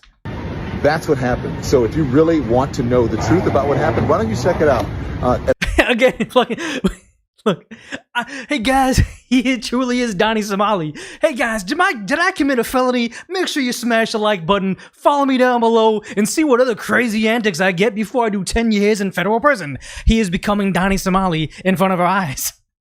At the Don Lemon Show on YouTube, on Substack, and on Twitch. And follow us on any of our socials if you really want to know the truth, rather than getting some right-wing propaganda from a so-called news network. So-called news network, because the news network I was on fired me. MAGAs are losing their mind over something that's not even true. Donnie Vitale. He will be Donnie. He's Donnie Somali now. Donnie Vitale would say that he's like in a Filipino hut prison. Not that far yet. No, I think he's just gonna. If the Trump administration is on top of things, he's going to jail. Let me just make it clear, because this assistant attorney general, I don't know, what's her name? Harmeet Dillon? Hammett Dillon. Wait, Hammett Dillon? I could be pronouncing it incorrectly too. Harmeet? I think it's Harmeet, right? I could be pronouncing it wrong. Maybe he's correct and I'm wrong. That's fine. Or whatever. So, I had no affiliation to that organization. I didn't even know they were going to this church. You knew because you're interviewing the girls saying, we're not saying where you're going yet, but it's going to be a place where we're going to make them uncomfortable. We're going to terrorize kids. Like, he was admitting it earlier. He's like, what is those rappers that become their own star witnesses in their song? That's how bad it is. And honestly, it's sad because I'm a certain CNN was probably protecting him. Had all these lawyers on retainer, people there to correct him and keep him out of legal trouble. And they probably have $1 million attorneys on retainer in case he gets into something. But now that he's the equivalency of any TikToker, a Donnie Somali, he doesn't have that protection anymore. So we followed them there. We were there Trap snitches, yep. Chronicling protests. Once the protest started in the church, we did an act of journalism. An act of journalism. This is just like that one guy that was over in Northridge. It's like an outskirt of LA. On New Year's Eve, they said an AOR style rifle, whatever the fuck that means. But he was just popping off shots in the sky indiscriminately. An off-duty ICE officer comes down and says, hey, put down the weapon. Apparently, he turns around, lets off a couple of rounds at the ICE agent, off-duty ICE agent. ICE agent ends them. On TV, they later came out and said, he was observing the holiday. It's a tradition. Firing off rounds indiscriminately into apartment complexes is the new observing the holiday, just the same way assaulting a church is the new act of journalism. These guys are nuts. Which was report on it and talk to the people who were involved, which included the pastor, members of the church, and members of the organization. That's it. It's called journalism. First Amendment, all that stuff. And that's how they flatten things. They flatten things. Renee Good was just a legal observer. Delete the part where she slammed the gas, her car skidded out, and she gave the ICE agent internal bleeding. It was just legal observing. Legal observing, observing the holiday, and now acts of journalism. If you just omit the crime, if you just omit the criminal aspect of what they did, they're innocent. OJ was driving home. Wait. I'm sorry. I think people are here right now. I think I hear a baby out there. But yeah, if there's just a peaceful observing of... that threw me off. If there's just... Yeah, there's definitely a baby out there. A peaceful observing of the church. Just delete the part where he was interrupting, intimidating, and terrorizing these people trying to praise God. For all of you people who believe in the person. That's what I was saying. OJ was just driving home, guys. He's just driving home. Now, omit the part where he did the thing that he 100% I think he did. OJ was just driving home, guys. That's what they are right here. Absolutist. There you go. So why don't you talk to the actual person who is in charge of the organization and whose idea it was to have the protest. Oh, thanks for the prime sub. No, it's like my niece is out there right now. I was not expecting it. But yes, why don't you talk to the people in charge of it? I think we're looking at them right now. I think we are. At the church before you start blaming me for stuff for which you have no idea. Thank you. We're blaming you for stuff that you recorded, you documented yourself doing. He's like, got this smug look on his face like, you're blaming me for something that I recorded and tried to monetize. I said, I did it. I repeated it 3 times on different occasions. And I said, smash that like button and subscribe. And you're calling me out for it. How dare you? How dare you? And now since Homie Dillon came out, I believe that's how you pronounce her name. Since you, it does look like he was at a soup kitchen. He's not, guys. But after she said, hey, we might be going after him with the Klan Act, now he's pivoting, saying their right to privacy, their right to pray peacefully in their church is white supremacy. Here he is. And there's a certain degree of entitlement. I think people who are, in the religious groups like that, it's not the type of Christianity that I practice, but crap. The sad part is he feels comfortable saying this about white Christians. He dare not say this about the Muslim community, the Jewish community. Like if he wanted to say, you know what, they got too comfortable being supremacists and saying in their house of worship they should be able to pray to their God, practice their religion freely. It's about time BLM activists stop them from doing that. He would dare not do that against them, but his racism enables him to say white Christians shouldn't be allowed to do this. Not the type of Christianity that I practice, but I think that they're entitled, and that entitlement comes from a supremacy, a white supremacy. And they think that this country was built for them, that it is a Christian country, when actually we left England because we wanted religious freedom. It's religious freedom, but only if you're a Christian and only if you're a white male. No. He's only excluding one religion from practicing. He would dare not do this to any of the other religions to say BLM holds BLM movements and activist groups hold precedence over your freedom to practice religion. He doesn't do it to any other groups. They only went after white Christians. So him saying they don't think that they should be able to practice their religion. No, he thinks that only them should not be able to. He's the antithesis of what he thinks he's doing or says he's doing. Pretty much. And so, yeah, I absolutely 100%, but it's an intimidation tactic. And, I said, he literally just got done saying they're terrified, but we have to do this. That's the meaning of protest. So for him to say, I'm out here to terrify you from the children, the guy trying to console his son who's crying, that was just there to learn about Jesus. They're terrified, but that's the measures we have to take. It's literally soft admission of everything he's done today. I don't understand how I've become the face of it when I was a journalist. I do You do understand the face? You're the only one holding up the camera to your face and saying like and subscribe while doing it. Selling your Substack and your paid-for subscriptions and saying, why do people affiliate me with the thing that I did? Understand that I'm the biggest name there. And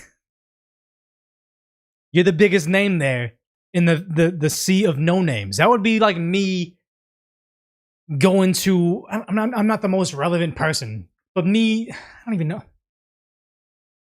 No, there's really nothing, because I'm not somebody that's notable like him. But him saying, I know I'm the most famous person because I went to a group of nobodies. Also, as I was on with my producers this morning, you and Kylie talk all the time. My producers were saying, I said, how did I become the face of this? And my producer said, Don, you're a gay black man in America. Oh!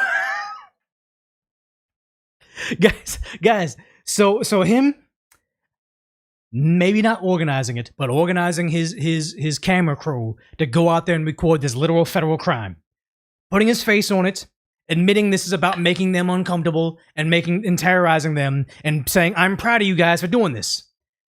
Him saying, like and subscribe, watch more of my content, and then saying, them coming after me and charging me federally for these federal crimes that I committed.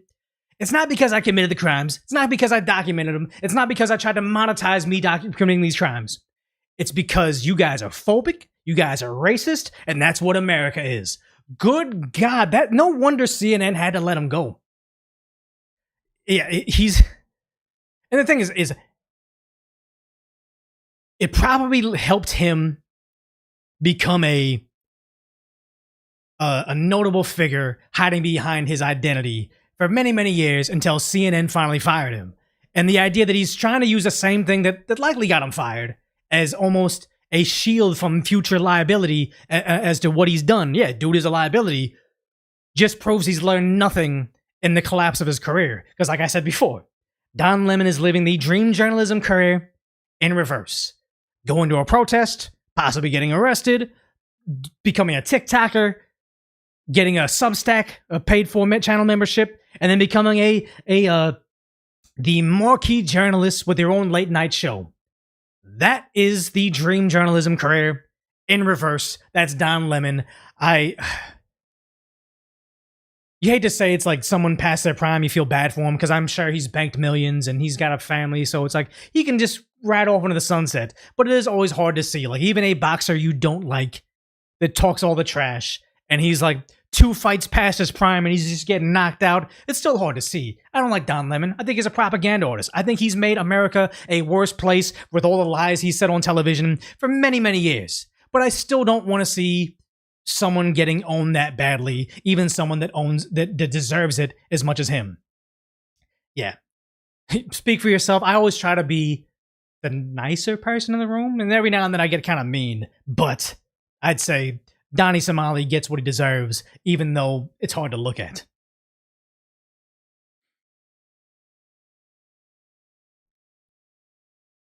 Hey, I don't think he's banned on other platforms. I think he's just irrelevant. It's like, when people have YouTube channels that are failing, and I see it happen all the time. Oh my God, like nobody's watching me here. The algorithm hates me. It's like, no, I know something about the algorithm. I know something about YouTube. You've been producing content that slowly became irrelevant. You never updated your thumbnails, your titling, your strategy, your refresh rate. Everything about your channel slowly shedded viewers. You weren't growing faster than your turnover rate, and now you're a nobody. You can't blame the algorithm for nobody watching you. But here Don Lemon is like, oh my God, it's because you guys are phobic and racist. That's why nobody watches me. It's like, no, because you got caught flat-footed producing the same garbage that may have been relevant when people didn't have the internet or free speech. All they had was a television to tell them things. But since people can see things for themselves, they started to realize you guys are propaganda. Yeah. My channel is under attack. Yeah, I know exactly what you're talking about, but it's not the only one. And the sad part is, it's like, it's a vortex and becomes worse, like a spiral where someone gets caught flat-footed. Their channels, it was failing, it wasn't doing good. It goes down, and then their channel slowly, exclusively becomes about why my channel's failing. I need this. I'm paying these people. I'm not talking about anybody in particular, because I'll tell you, like, I've seen fashion channels do this. I've seen gaming channels do this. The most uninteresting, annoying content to watch is a YouTuber complaining about the YouTube job. I'm telling you right now, I've had plenty of shitty jobs in my life. I've had office jobs. I've had jobs in the streets. I've been a dishwasher. I've been an overnight janitor. YouTubing, the hardest day of being a YouTuber is still better than the easiest day of any single one of those jobs. We are very blessed. You never want to complain about how good you have it, even if it's starting to falter. Yeah, G4 was doomed from the get-go, but it's like when you have these people that are more interested in pushing a narrative about being woke and being part of the liberal elite instead of just entertaining, they lose it. Yeah, you said you liked picking grapes. Honestly, it is weird. I used to work at a burger shack. Part of my job was peeling potatoes, scrubbing floors, changing out the oil in the deep fryers, which is like, I can complain about this. It was incredibly dangerous. Like some places, some locations, because I worked in their little network, the store closes, you come in 4 hours later, you pull the hot oil out of the deep fryer. It's kind of cooled off since then for the French fries. Some places they close and within 30 minutes you're draining the deep fryer. It's like hot oil coming down to your face while you're trying to like sift through all like the left behind French fries in there. Super, super dangerous. Like,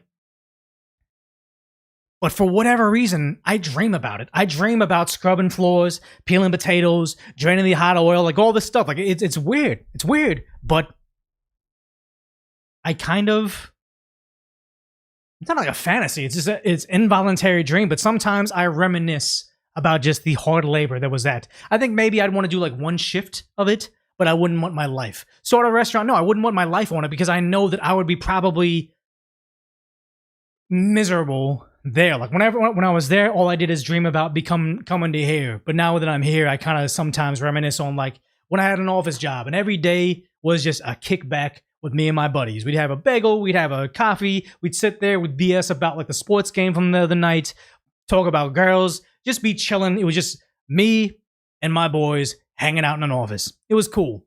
Now that I make more money and I have all this freedom, I do whatever I want. It's like, yeah, but remember when I had the shared suffering amongst my buddies? That's what it was.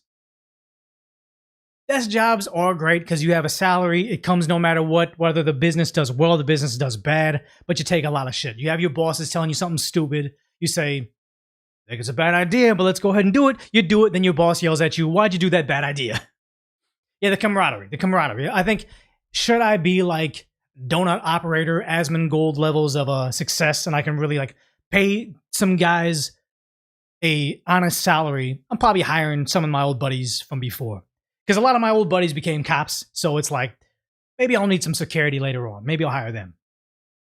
Management was a pain. I don't say I was like a mid-level manager. I feel like as long as I took the side of the people with the boots on the ground, we'd be all right. Yeah, when we were young, we busted our asses for McDonald's. I was the hardest worker at the Burger Shack, hardest worker at the Chinese restaurant. I was doing the most for the least amount of money. Now I do the least. I sit around here with my plastic bat. I talk shit about the internet, and I get paid several-fold more than me running around. Yeah, trauma bonding. That's why I think like it's easy to make friends in like school because you're bonding over like the shared experience that is like, oh my god, school sucks. You go to like you work at a Burger Shack. You have a regular job. You bond over that, and then after that, it's like how do you like sit in line at a coffee shop and like bump elbows with the guy beside you like, man, this line sucks. Want to be best friends? Want to go join a football league together? Like you don't bond like that. Yeah, you liked working at Home Depot. I'd feel bad, but sometimes I'm like, should I just get a part-time job? Like at my old work, there's like a position that's part-time, very, very chill, and it's more like social than anything. It's just you're doing a simple task. I would like to get that job and you're like, oh, just work part-time just to connect with people. But I just remember, oh, thank you, Pretty Good Tony, for subscribing over on Twitch. But I always remember being there and I worked at a well-off department store. I'm talking about like millionaires would shop there when I worked over in LA. And there would always be like us suffering, but then you'd always have the housewife. Like husband does something amazing. Husband directs music videos. Husband owns a glass company that contracted the glass for a skyscraper in downtown LA. Like husband does amazing things. Kids get to high school. Wife doesn't know what to do, so they just get a funsies job. They get a funsies job. They work there alongside of us. They come in wearing Gucci and Chanel. And it's like, I know you're trying to, how do you do fellow kids with us? But the entire time you're like, no. Stop trying to sit here and say like, man, this job is rough when you can quit at any point in time. You go to get lunch at like happy hour at the nicest restaurant in the mall. I packed hot ramen noodles and Taco Bell hot sauce for lunch. We cannot connect on this level. Yeah, I have this. I make more money than I could ever imagine I could with the internet. But it's like the whole, you don't want to complain about being, I'm in solitary confinement, but it's like, it's weird. I don't miss my shovel. I don't miss the back pain. I don't miss the idea that, how do I even frame myself? The idea that where I worked, and it almost snitches out where I worked, but before you'd take potatoes and you dice them up for the French fries. In my youth, I did just this one motion all the time that it's the weirdest thing. Oh, thank you, Little Burn, for the Prime sub. In my teenage years, I did that so much that I've totally overdeveloped one trap. Like, look at this. Like, this is, if I flex, I have no muscle here, but this muscle is like absurdly huge, especially if I don't have a shirt on. It's disgusting, and that's how bad it is. And even with my six pack, I have one ab right here because all I was doing is brushing the scrubbing the floors. I have one ab that is just obnoxiously big on my stomach. Like this from dicing potatoes, this from scrubbing floors like this. I'm literally like a Quasimodo because of my janitorial work. Yeah, your right shoulder's ripped from using a deli slicer all day. And that's a sad thing is I didn't know, like now I know with the internet, but in your teenage years when like testosterone's peaking, you can gain muscle and then that becomes like your cap. Like if you became like a jacked football guy, gain weight in your 30s, you can get back to that musculature in your 40s. Apparently, if you never got super jacked when you're young, I could never get like Hulk sized as I'm getting older.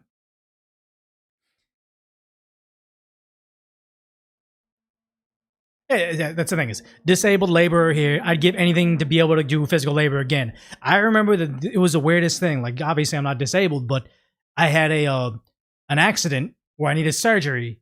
And then after this, when I was just recovering from surgery, like, it was pretty bad. But I was like, I was laid up in a bed for a long period of time. I remember something as simple as like, I miss going to a shopping mall and getting a pretzel and just walking around, going to GameStop and going to like the toy store or whatever, the collectible store. It's like I really, really just miss it's weird how you miss simple stuff. Like you say, you miss hard labor. Yeah, we really do take stuff we take stuff for granted. Yeah. Get an inversion table? What is that? I think I've heard of it. Like where I hang backwards. Oh, thank you, Uncle Juice, for the Prime sub. HRT's life changing. Here's the thing: is I think that I looked into like testosterone. Like, oh yeah, your testosterone's getting to like a lower level. It might be within the range for your age, but if you want to feel great and have like 20-year-old testosterone, you can get like different things prescribed to you. But from what I understand is, if I still want to have kids, it will like lower your sperm count. And once you get on TRT, you're on it forever. So it's like, nah, maybe I have family first, and then I do that. GameStop's still around, yeah. Your bones have memory and will always try to get you back to whatever shape you were at 14. Yeah, I remember I heard something about like your high school weight is your ideal weight because that's when your hormones are all at peak performance, and I believe that. Yeah, careful that stuff. That's the thing. I'm never going to like a men's clinic to get a TRT prescribed to me. It's like I'm going to my regular doctor to say, hey, look, this is my blood pressure. This is my medical history. What is safe for me to do? Because you see some men's clinics, they'll straight up just say, oh yeah, you're in the middle of the band of what your testosterone levels are, or where you're at. Let's give you an injection every 14 days. Like, nah, that's not good. Yeah, you say low sperm counts just means more opportunity to try, but I'm getting old, guys. Like I said, I'm 75 years old. If I want to have a family, it better be now. Yeah, exactly. TRT is a life gig. Wouldn't recommend. Just lifting a good sleep is enough for 90% of blokes. Yeah, I'm trying to use like, supplements and do things naturally. I have I'm not gonna snitch anybody, not snitch, it's just something they were on. I have a person I know who's older, he's much older, but said he randomly realized he had bad moods all the time, wasn't doing good. Doctor said his testosterone levels are low, gets on it. Was super simple. He said it was just like a gel, and then it made him better. Like made every part of his life better. But also, he already had kids. He was older. He was married. So it's like, yeah, something that's an option, but not how, all these get ripped YouTubers now are saying, go on TRT when you're like 25 years old. It doesn't make any sense. Yeah, Uganda hater saying doctors will put you on estrogen before they put you on testosterone. Very sad fact. Red light and cold exposure. I think I have a red light thing, but I think it got recalled. So I'm like, wait, was I not supposed to be on this red light thing? But I do like cold exposure. I want a sauna. I like my cold showers. I would like an ice bath. Red meat, veggies, and potatoes. So you're saying McDonald's, French fries, and Big Mac. I'm all about that, guys.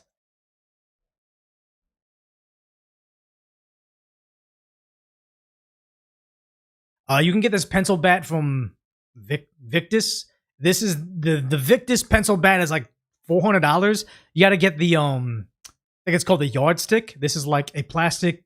This is a wiffle ball variation. Like, because I'm afraid of breaking stuff, but this should be like $40. I used to have an affiliate link. No one was clicking it. So if you're really interested in it, Victus bat. I think Dick's Sporting Goods also has it as well. There's 2 sizes to it, but no, it's pretty cool. It's just a cheap thing. Me and my nephew were playing wiffle ball I got 2 of these. Just know it's not the most durable thing. Like, we were just playing maybe one day and it's already starting to nick off. I mean, it's still pretty fun, but it's yeah, it's a cool thing, more of a prop than anything, but it's definitely delicate. Yeah, there it is. Like, belly fat lowers your T levels, lower T levels increases belly fat, self-feeding loop. Yeah, everything snowballs out of control. And that's the thing is, you say hit batting practice with this, bro. I mean, I want to get that air tee thing, the thing that like flings a ball in the air and just so I can hit balls where they're small enough I can hit in this little office. Maybe I'll just do some BP in my videos when I read super chats. I just gotta head to the sporting goods store to pick it up finally.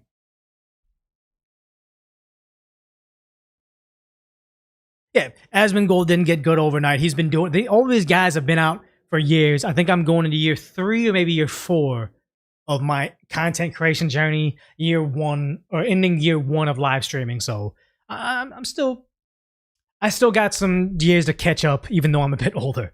But yeah, so targets right now are having protesters. I mean, they're accomplishing nothing, but they're definitely disturbing the shopping experience while they're accomplishing nothing. But yeah, Target is having this new wave of activism, which I don't know how this stops ICE. We are one. We won't stop fighting. We won't stop fighting. Till ICE is gone. We won't stop fighting until ICE is gone. Pretty certain ICE isn't in this Minneapolis Target, and this isn't stopping them. But by all means, keep on fighting, guys. ICE is gone. They're sitting honestly, this is like a kindergarten class. This is what you do in kindergarten is say, climate change is real. In 10 years, the ice caps will be gone. Everybody, make a poster board on why penguins are good, why we should stop climate change, and make a song about making the world a better place for the next generation. That's what this is. This is a kindergarten school project by a group of women that all ironically look like kindergarten teachers. Target says that their mission is to support the joy of everyday life for all families. Do they really believe a corporate handle of like this is what they're actually going to do? Like, wasn't Google or was it Apple that says don't be evil? Chat, what was it? It was one of them saying be good or don't be evil. Do you really think they believe that, or is that just something? It's a marketing term. Google, yeah. Then do it. Then do it. Target, a corporation that's here to sell us cat litter and Doritos chips. Go toe-to-toe with the federal government. Why isn't Target totally dismantling their mission to give us cheap goods in a clean environment, unlike Walmart? How come they aren't fighting the federal government? Justice over profit. Justice over profits. This is the most bizarre form of communism I've ever seen.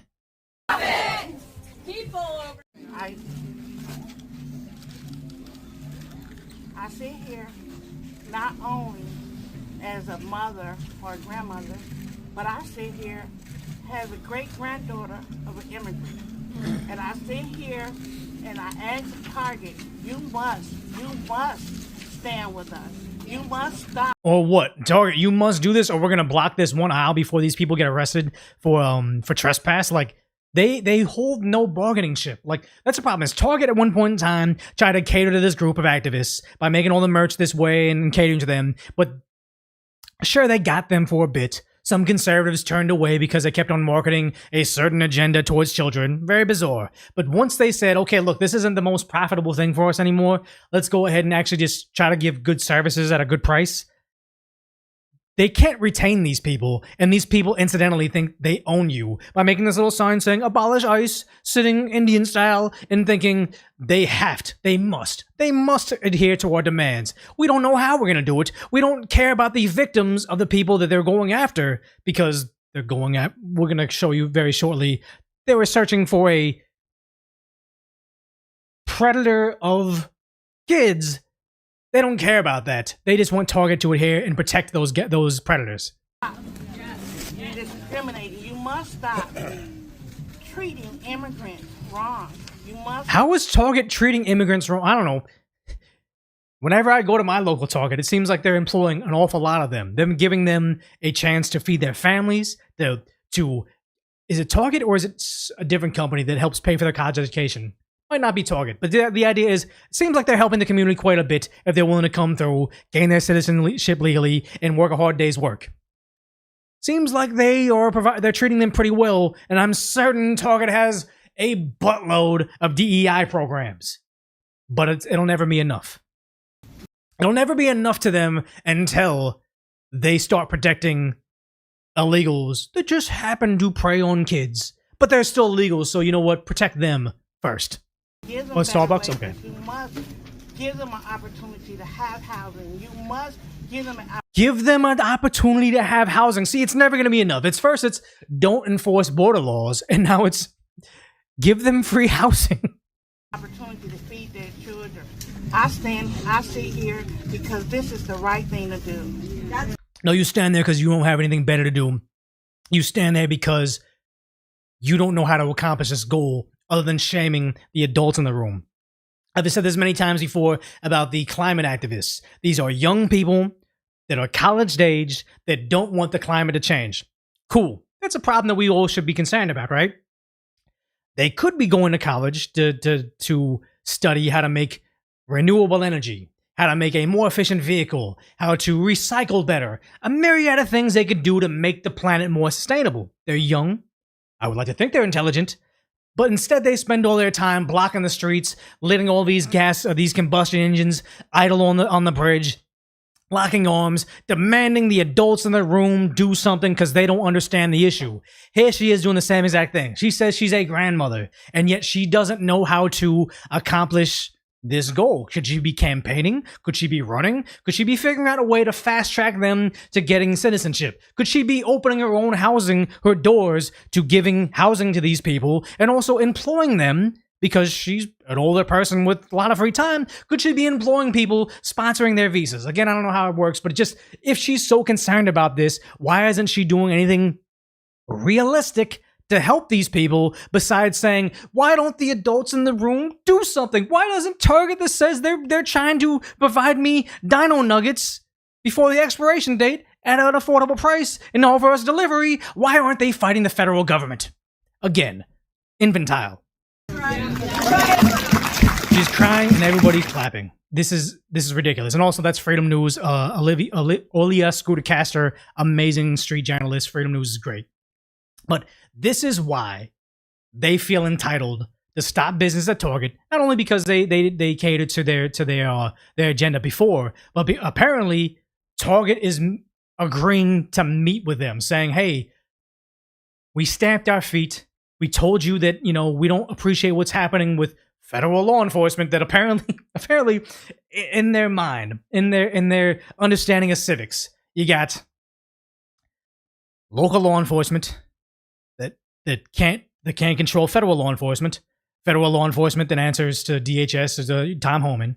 Tom Homan answers to Donald Trump, the commander-in-chief, and the commander-in-chief of the biggest superpower the world has ever seen answers to Target.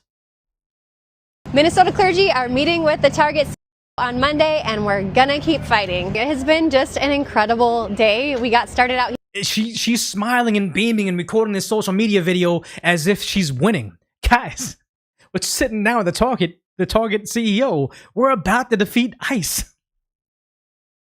Here, 120 clergy in front of the Target store downtown. We said, Target, we need you to raise your voice with us. We need you to partner with us to demand that ICE needs to get out of Minnesota now. Let's say they accomplish the task.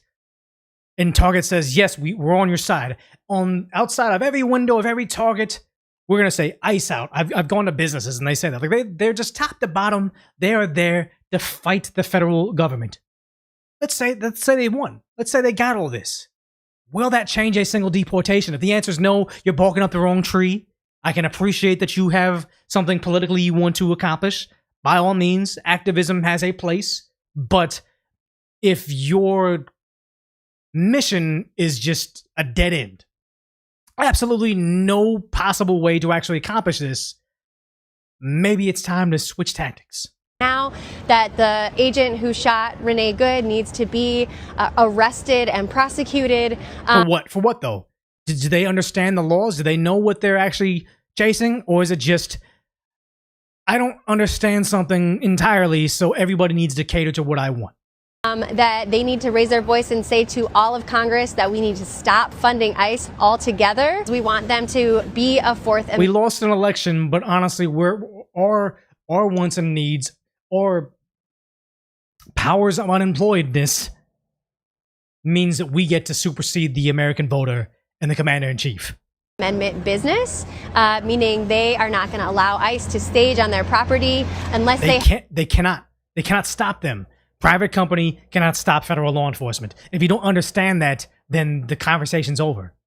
Have a judicial warrant. So those were our demands. And they do very have clear. Warrants. That's the thing, is like, they don't have an understanding of what's happening. They burst the windows of that federal law enforcement vehicle. They stole their AR and their rifle, and then also they found a whole bunch of warrants of all the individuals they're looking for.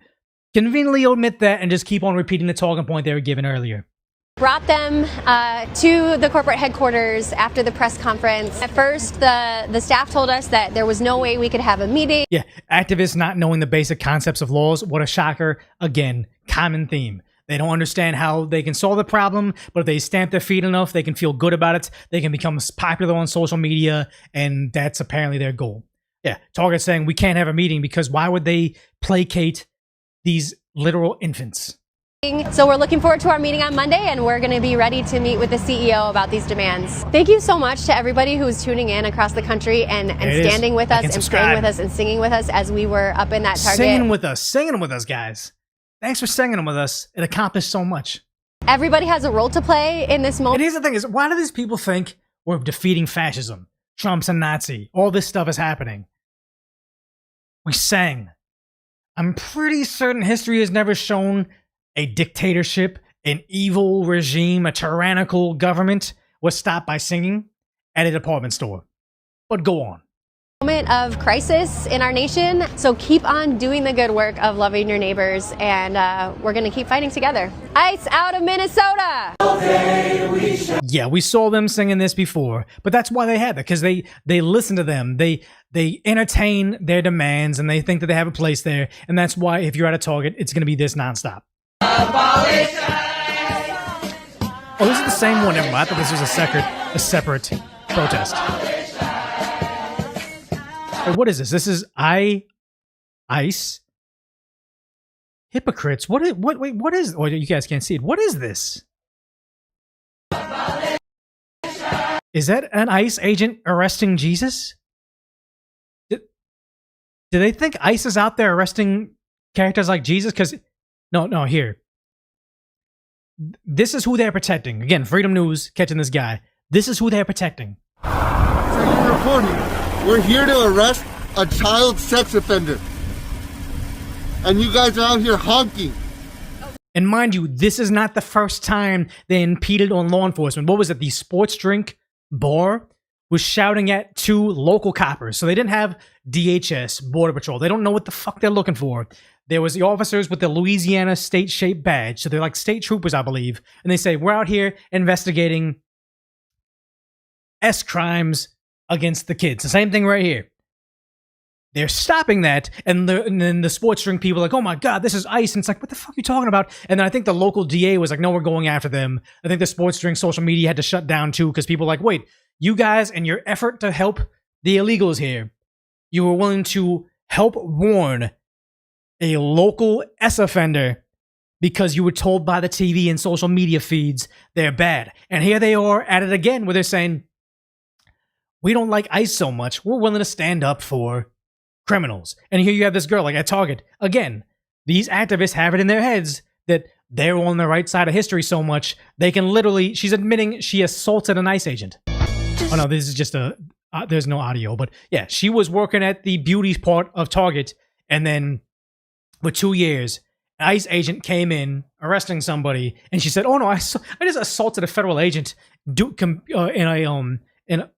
acting in a law enforcement capacity. Guys, I just assaulted a law enforcement agent. Why'd they fire me? It's like, they literally think Target isn't there to just sell you cheap goods in a clean environment at a fair price. They think they need to be helping secure S offenders. No, we're pressing. We're not that vehicle right there is honking and impeding our investigation. Yes. While we're trying to arrest a child sex offender. That's who you guys are protecting. Insane. That's what we're doing. They'll hear this, they'll see this, but they'll say, where are the warrants? So they have the right to look it up. What is it? FOIA Act. They can figure out these cases, but it's all a bumper sticker thin understanding of these very nuanced situations that actually, they don't impact, like this isn't something, oh my God, like 3 states over, George Floyd lost his life. I have no comprehension of his previous crimes, no comprehension of the woman that he held a handgun to who was pregnant. I have no comprehension of the crimes he was committing. I have no comprehension of the drugs he was doing. But you know what? I'm going to destroy my city on behalf of him. It's not that. It's, you live in this community. This person is actually attacking the kids of your community. And they have the audacity to say, honk our horns so this guy can escape because his identity of being illegal is more important than his identity of being an S offender.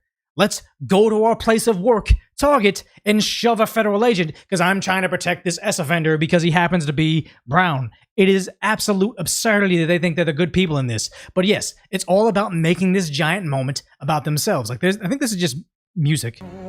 Yeah, but what is it? Defiant is saying, imagine recording this, watching it back, and deciding to click post. It's all about making this about them. If it wasn't for selfie cameras, I honestly think these protests wouldn't be as big as it is. Because you see a lot of these protests now when USAID is gone. So there's no more mysterious money coming into these protests to make them riots like in Los Angeles. If it wasn't for the selfie cameras, all these protests are just people recording themselves. Oh, this is about me. I'm trying to do this thing. How do I make this about me? It's ridiculous. But the problem is sometimes, like when they actually do attach the audio and talk, they're always softly snitching on themselves as to their own prejudice, their own racism. Don't go to Minnesota, man. Minnesota's, look, we're going to get more into it a little bit later on, but Minnesota police, they're not there to protect you. It is sad, but no. Watch her pivot from, I have a social justice mission to accomplish. I'm on the right side. So if you subscribe to all the lies you see on TV and the social media feeds, it's based in doing something virtuous. Watch her slowly transition into, I'm a racist. Okay, so I've had to take like the last 30 minutes to compose myself because I honestly feel like I'm gonna. So she's been thinking about this. She knows exactly what she wants to say. She's not a kid. She's an adult. She's thought about this. This is exactly what she thinks, not realizing the message she's actually saying. Grow up, I feel like I could cry. I feel like I could scream, and I honestly just feel a sense of fucking rage right now. So I have this friend, and I'm going to connect the dots, so don't worry. She's not my friend anymore, but we were friends. And so the TV convinced me that I need to cut off people in my life. They try to say MAGA's a cult all the time, but the left is always giving them cult-like instructions. Don't listen to anything from the Church of Liberalism. We own you, and if anybody ever tells you, hey, maybe this is a cult, cut them out of your lives. And I thought she was like a really cool human being, and then the election happened, and I've always known this person is good, but the TV told me they're bad. So I believe the TV over my own experience. She posted, "Let's fucking go." And I immediately blocked, stopped. Like, I don't want... So my question and my thought process about this very one-dimensional thinking human is... One-dimensional person. So because they get their propaganda from somewhere else, I'm cutting them off. Is this what you meant by let's fucking go? So this morning, in my very middle upper class America neighborhood, I went to my Pure Barre class. And I'm saying these things intentionally because Pure Barre is not cheap, and I live in a very beautiful home. I went to Safeway. It's crazy to think that this is the biggest moment in her life that makes her the most upset. You live a very blessed life. If you have all these expensive things, you have this beautiful house, and the most life-altering moment was you seeing law enforcement enforcing the law. I live in Phoenix. Chandler and 40th is a staging area for the cockroaches and the scum of the earth. Again, more of that fascist behavior that you're told to hate, and you're doing the same thing. I go to Safeway, I come out, and I'm driving slowly through the parking lot because I'm going to McDonald's to get a Diet Coke, which I don't even know where it is at this point. And I drive slowly by, and it's fully masked head. I wonder if these were even ICE agents, or they possibly SWAT, are they like narcos? Like, could they be any form of law enforcement, and she just can't tell the difference because she has no understanding of what law enforcement looks like, how it operates, and what it typically is to enforce laws on dangerous armed individuals. Geared up, scum of the fucking earth, in my neighborhood. So fuck you if you voted for this. And she's crying about seeing law enforcement. Has she cried any tears for any of the actual victims? Like, I don't know where she's at, but it's like, was she in the city like Laken Riley lost her life?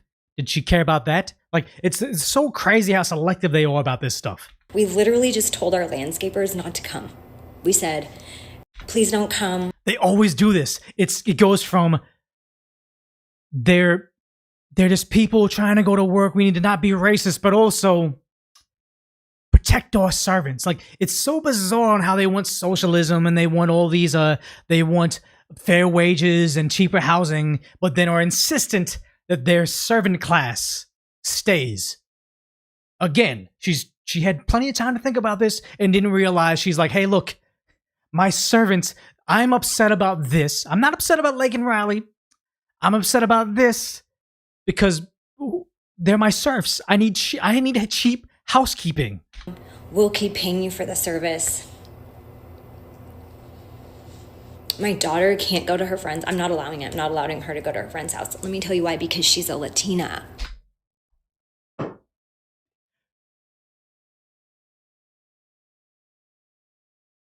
Guys, she said she had time to think about this. She said that she's an affluent adult. She said, protect them because they're my servants. And now my daughter can't hang out with Latinos because I can't tell the illegals apart from the legal citizens. They're actually trying to arrest S offenders. She's worried that ICE is arresting her servants and her daughters because she can't tell the difference. She literally thinks this is like a mic drop moment, guys.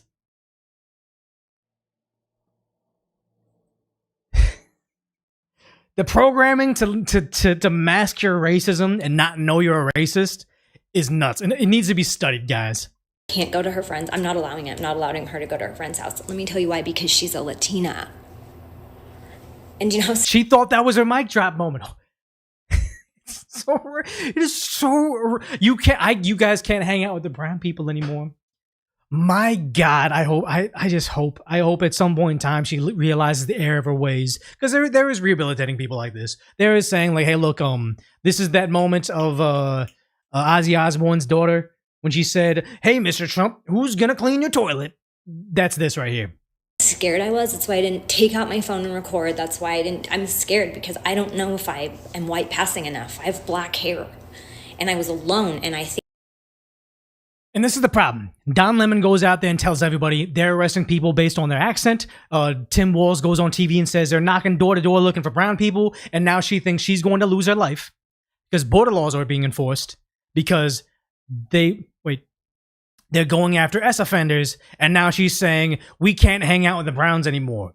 That's how bizarre this psychosis got. Wasn't it Ozzy Osbourne's daughter that she said, "Well, Mr. Trump, who's gonna scrub your toilet?" I thought that was the singer, right? Chat will let me know. But yeah, that's how bad this is getting right now, guys. And one thing, yeah, you protest this way. Yeah, it was her.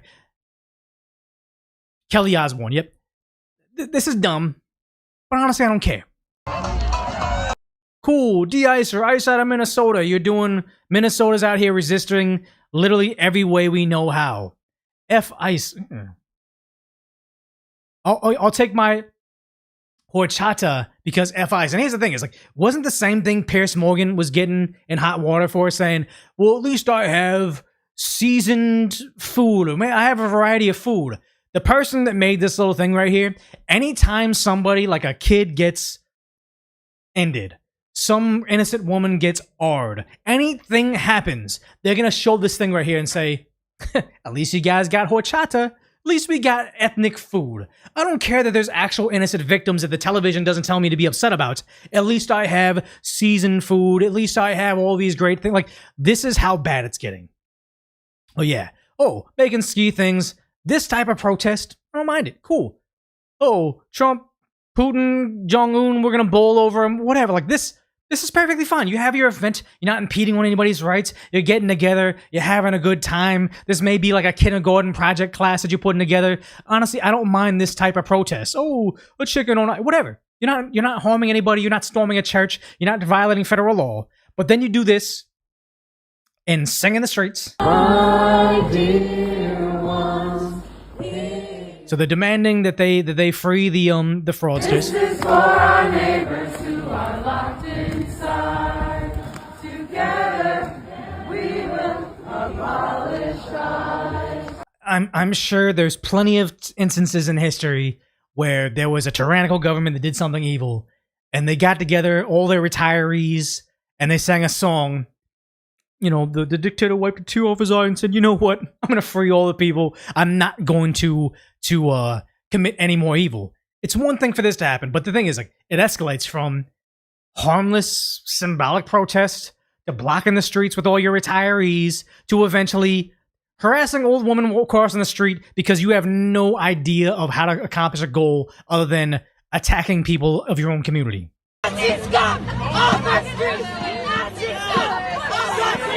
I don't think this old woman with a walker is a Nazi scum. And even if she was, what is she accomplishing? What are you accomplishing to get people on your side, to ring in the federal government to stop enforcing border laws, to this? If the answer is nothing, all you're doing is terrorizing your own community.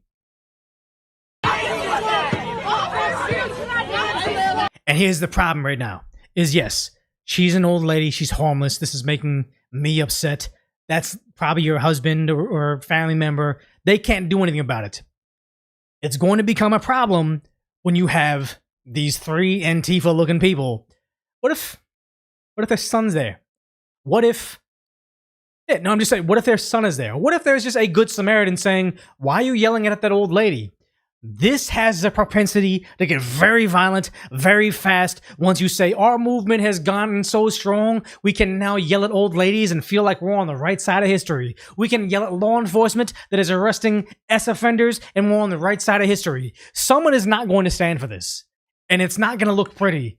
And the majority of people will be on the side of it, but it'll come down to somebody that knows a local DA will prosecute them, but doesn't want this old lady to be attacked.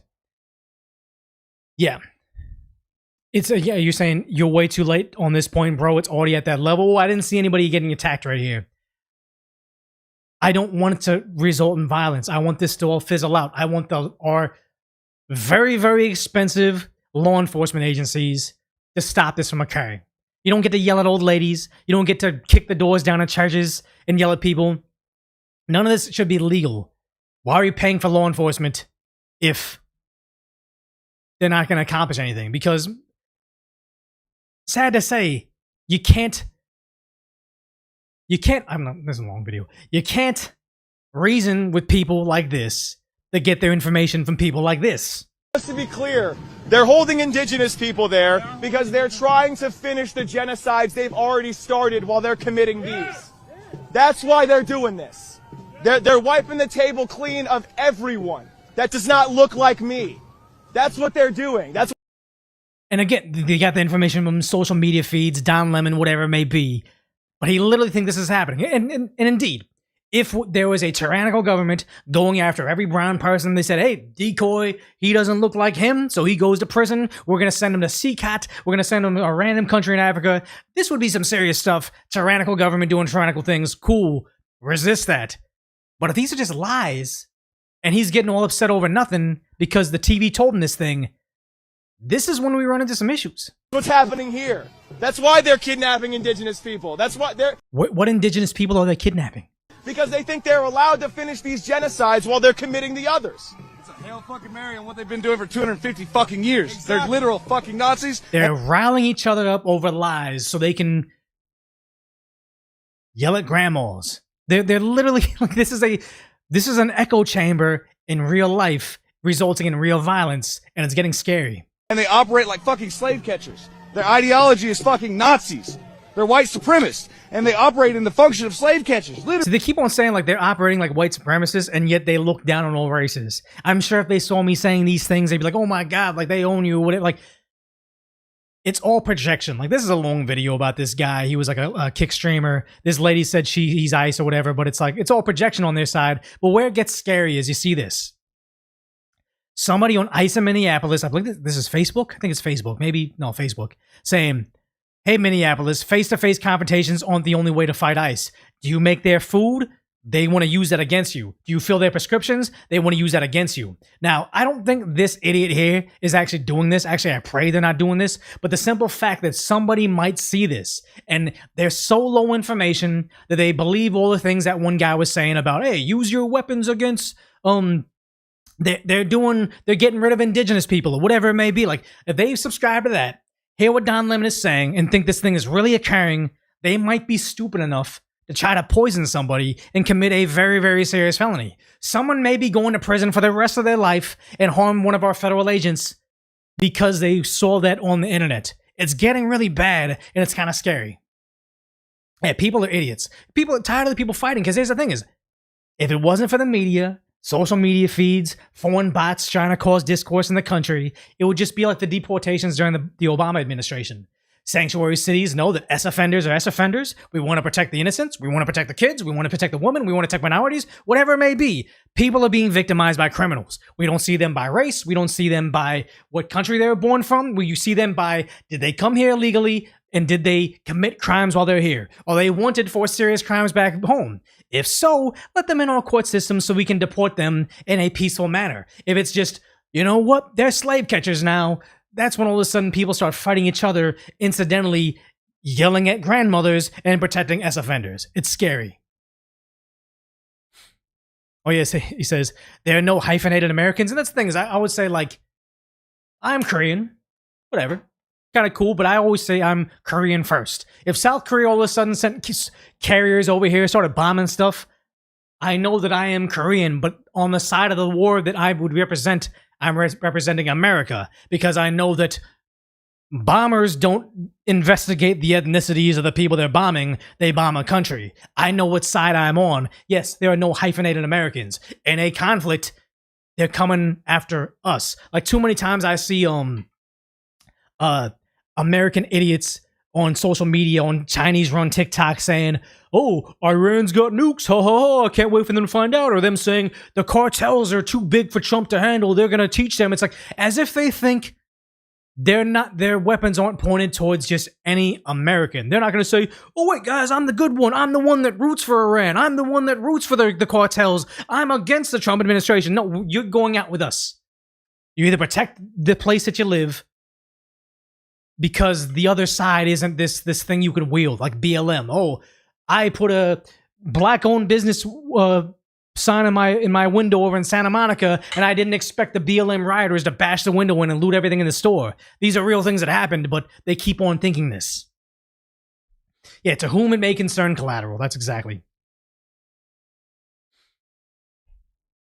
That's the thing is, Dalbin says, Asians are white passing. Very sad when they said people of color, people of color. I'm very yellow, like my skin is like very, very much so yellow. But then they made BIPOC just to cut us out of the equation, saying, you know what, all the affirmative action things are there to make people of color feel less than, like they need special care and treatment. They can't compete in the open field of a meritocracy, so we need to give them extra. Oh, Asians break that narrative that they're not we can't be bigots towards people of color, so let's make BIPOC. So it just cuts out specifically Asians and just say, you know what, that's who we're treating. It's all racism.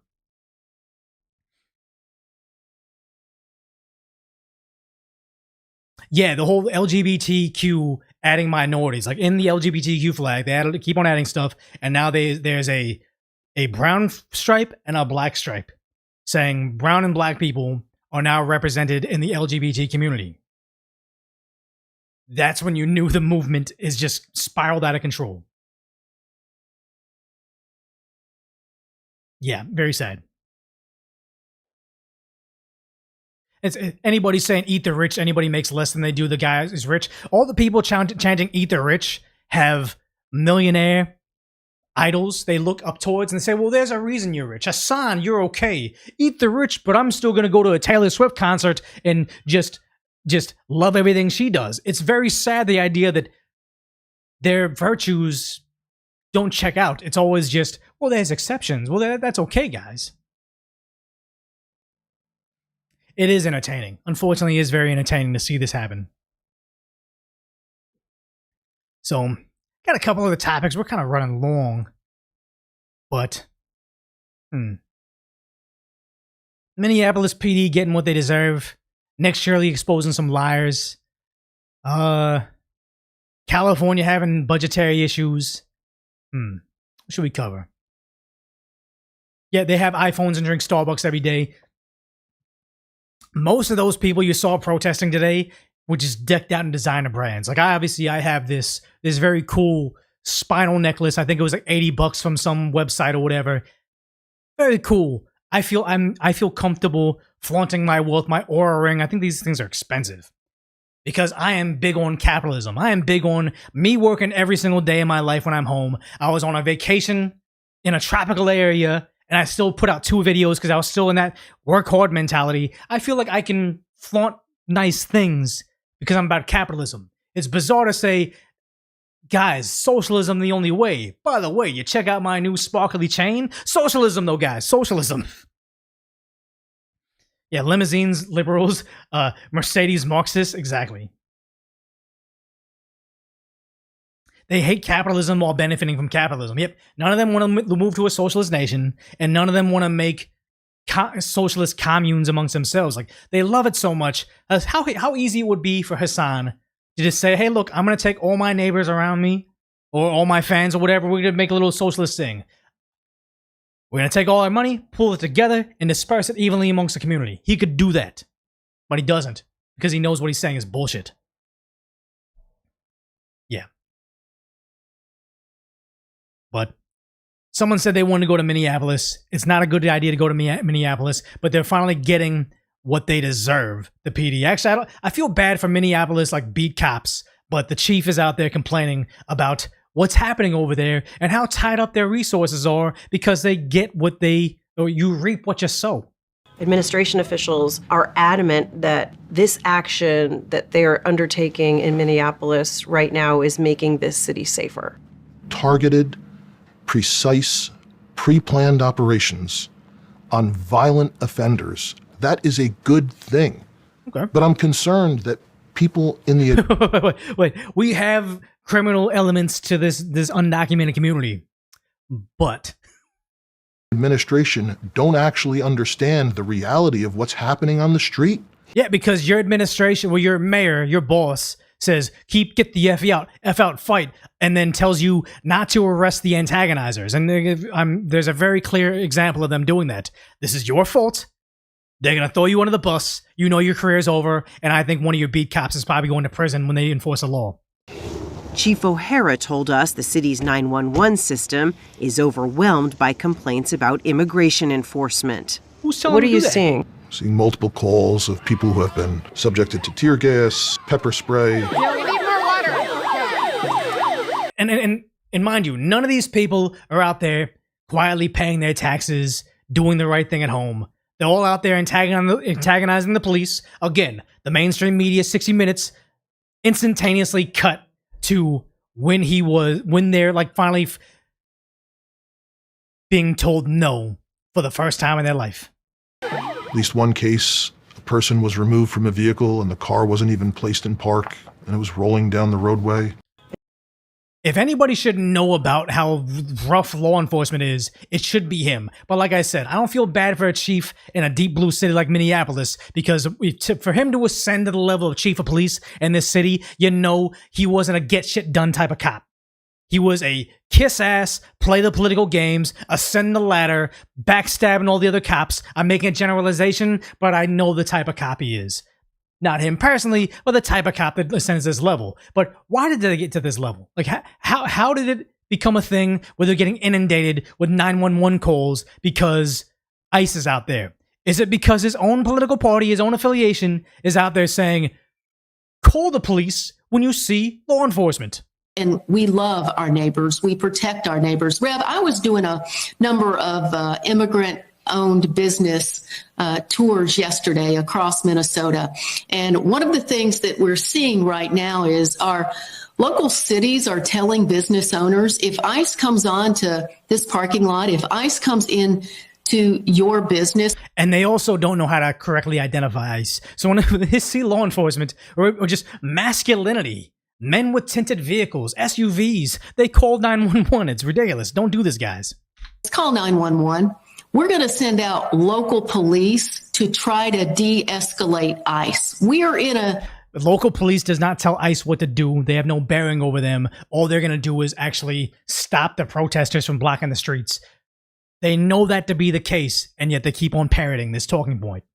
Circumstance in our country where literally we're calling on local law enforcement to try to come out and de-escalate federal agents in our country. Watch her eyes. I think she's reading a script. This isn't just her having a conversation. When you see the eyes go slightly like this over there, like you'll see it in my videos. I script my decoy videos. My eyes will slightly move. It's subtle, so you don't notice it.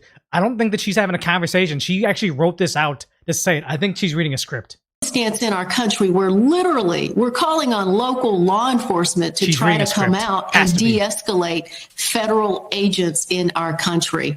It's just extraordinary. And Minnesotans, we know how to fight. This is no time for Minnesota. We know how to fight. And then they'll go on TV, de-escalate it. People are being maced. It's like, no. This is on purpose. You know what you're doing. Nice. In Minnesota, we see... Yeah, they're making it worse, and then he has the audacity to go on TV and say, stop calling 911. Trump is doing this. It's like, no, let them do what they do. Actually, just let them inside the courthouse so they can arrest them safely in the courthouse when they're already in custody. But no, what's happening out there is the police are being called on to protect the protesters and fight the federal government. That's why I say at some point in time, one of his officers is probably going to have to arrest a protester, an activist. The activist will get hurt. Mayor Frey will demand that officer be put in prison for the rest of their life. He's going to be fired. He knows he's going to be the sacrificial lamb. It's only a matter of time because he sees stuff like this. I think it's Cam Higbee she's alluding to. Someone tried to steal his camera. Don't touch my camera, bitch. What's wrong with you? I will fucking mace you. Don't touch my camera, motherfucker.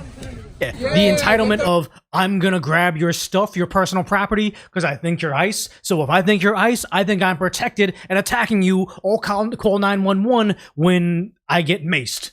You guys are ICE. No, we're not ICE. We are now being followed by 3 cars, even though it's very obvious that we're not ICE. Why are they following you? What would give you the idea that I could possibly be ICE? And we're just at a stop sign, and I noticed. So okay, they tried to steal his camera. They're fighting him, right? But then a video, I can't show you the whole thing. Nick Sorta has $1,000 camera, and then they steal his camera. Watch. Hey! Get! What did she just do? She stole his camera, and then later on, he gets dragged from her vehicle as she flees with it. Can't show all of it, but apparently the car that was affiliated with it, has an address that has an owner of a kids' autism center in the Somali community.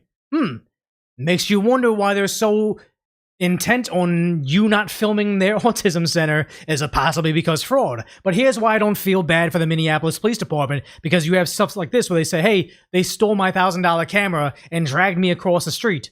Looking for the car, but you guys got to do us a favor and stay out of this area. All right, we don't want anything else escalating to this point again. We got a lot of reports. Well, we just don't. I mean, I guess you don't have your freedom of speech. The journalists have no place in our city because we can't control things. Get out of our city. Felony versus them just not liking our. I understand that. We get attacked and assaulted. By the way, they tried to steal my camera earlier, and we're the ones told to leave. I'm not justifying what they did, but we're trying to keep the peace. Yeah, I'm not trying to justify what they did. I'm just not giving the green light to keep the peace. So I'm telling the victims to stop wearing short skirts. That's exactly what they're telling Cam Higbee right now. Don't have your camera there because you might be attacked. We could arrest the people stealing your camera, but you know what? Someone's got to defend the predators. At the end of the day. And the bottom line is, you guys obviously aren't from the area. But it's like if I'm a woman and You're not from the area, guys. You know who else isn't from the area? Get raped for wearing tight jeans, and it's like, oh yeah, he said the same thing. There. It's but that's not what we're saying. That's exactly what he said. Get out of this area because we looking for the car, but you guys got to do us a favor and stay out of this area. All right, we don't want anything else escalating to this point again. We got a lot of reports. Well, we just don't. I mean, I guess here's the problem is, you can lock up the violent criminals. It's a small percentage of a community. Just lock them up, throw them in jail for decades at a time. You could do that, and then everybody can walk in peace. I can have my $1,000 camera out. I can just do whatever. But if you refuse to lock up the criminals, just like how it is in Los Angeles, where it's like, we're no longer going to lock up people stealing merchandise from stores. Property crimes are now legal, essentially, over there for a long period of time. Prop 47, 57, and then to a lesser extent 64, because it impacts it with the drug use. But I'm an expert on this. I lived it. Prop 47, 57 legalized crime in a lot of ways in Deep Blue, California. So since they don't lock up the criminals, every single store has to lock up potato chips. Pop, like even at the local Target, pop caps on a cell phone, like the thing that goes on your phone to like so you can like be on your phone easier. They have to lock those up because it gets stolen so much. So you can either lock up the criminals or lock up virtually everything and kick out journalists and get rid of their First Amendment right because you can't enforce a law. That's why nobody feels bad for you guys. What I don't understand felony is versus them just not liking our. I understand that. We get attacked and assaulted. By the way, they tried to steal my camera earlier, and we're the ones told to leave. I'm not justifying what they did, but we're trying to keep the peace at the end of the day. And it's the double speak. Oh, they stop calling 911, but we're going to encourage this. And then also over here, Vote Vet says, know the difference. Minnesota National Guard under Governor Walz's command will not be wearing the face masks like Border Patrol.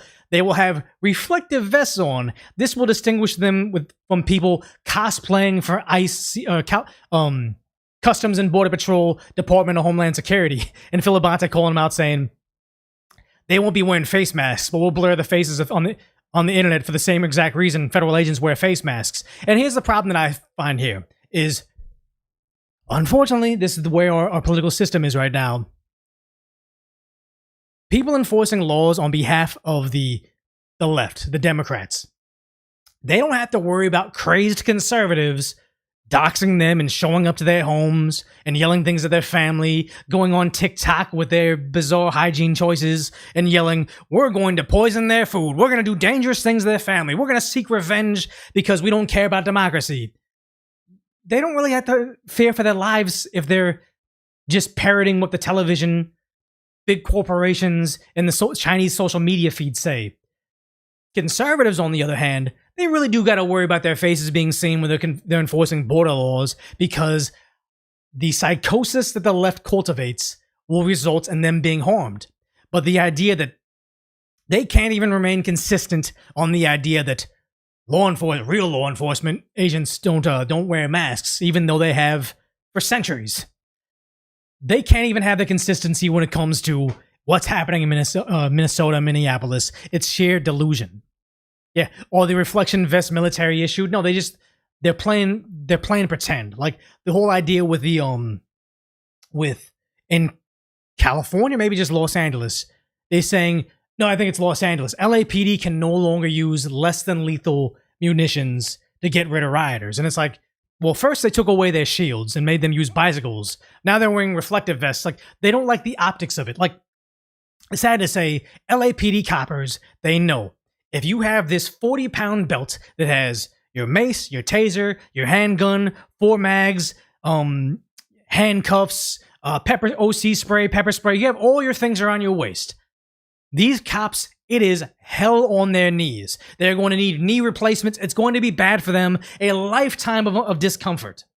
They found out later on, if you give them a vest, a tactical vest, put all your stuff higher on your shoulders, it's better on your knees. You're asking these officers to chase down criminals wearing sweatpants and a tank top to do it with 40 pounds around their waist. It's destroying their knees. But if you just take that weight off their waist and distribute it from their waist, maybe on their thigh a little bit, and also on their vest, it saves them. It saves their knees, saves their back. It does a lot of good things for them. But since it kind of looks like a militaristic, it looks bad because they look a little bit more kitted out. They look like special ops and not officers with the hat.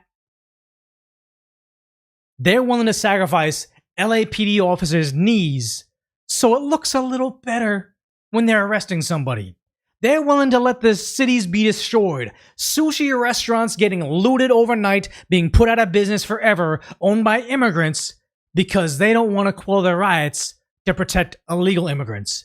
That's how backwards Los Angeles is, and that's just that's a story that happens time and time again. We care more about the optics than actually serving these communities we feign to actually want to protect.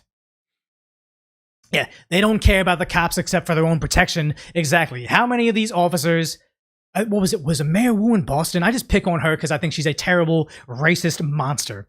I think it was the Boston mayor that was campaigning against the police, like defunding the police, and then outside their office there was like a couple break-ins. So they said, "Oh, we need more extra police details just for their parking lot." Or am I getting it incorrect? Doesn't take away from the fact that Mayor Wu is a disgusting garbage person who's racist against her own kids, but it was one of the Democrats that was like, oh, defund the police, but also protect our vehicles in particular. Who was the black congresswoman saying, defund the police, but also I get a private police detail for me because I got important stuff to do. I'm out here in the streets, and it's like, yeah, it's terrible.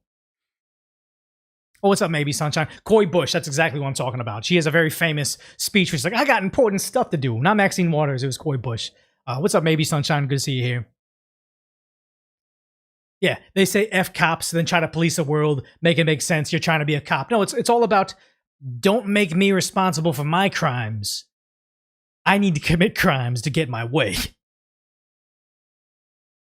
If we really want to save the cops' knees, let them wear those exoskeletal biomechanical apparatuses that the military has. I mean, I think very quickly they're going to start to use police dogs and drones for a lot of stuff. And I'm a very pro law and order person, but then also you never want to give powers to your allies if they can be hijacked by the other side. And then I am fearful for what essentially a Mark Zuckerberg, Joe Biden run police department could get with their drones and police dog force. Civil War II, I know you are, but what am I? Yeah.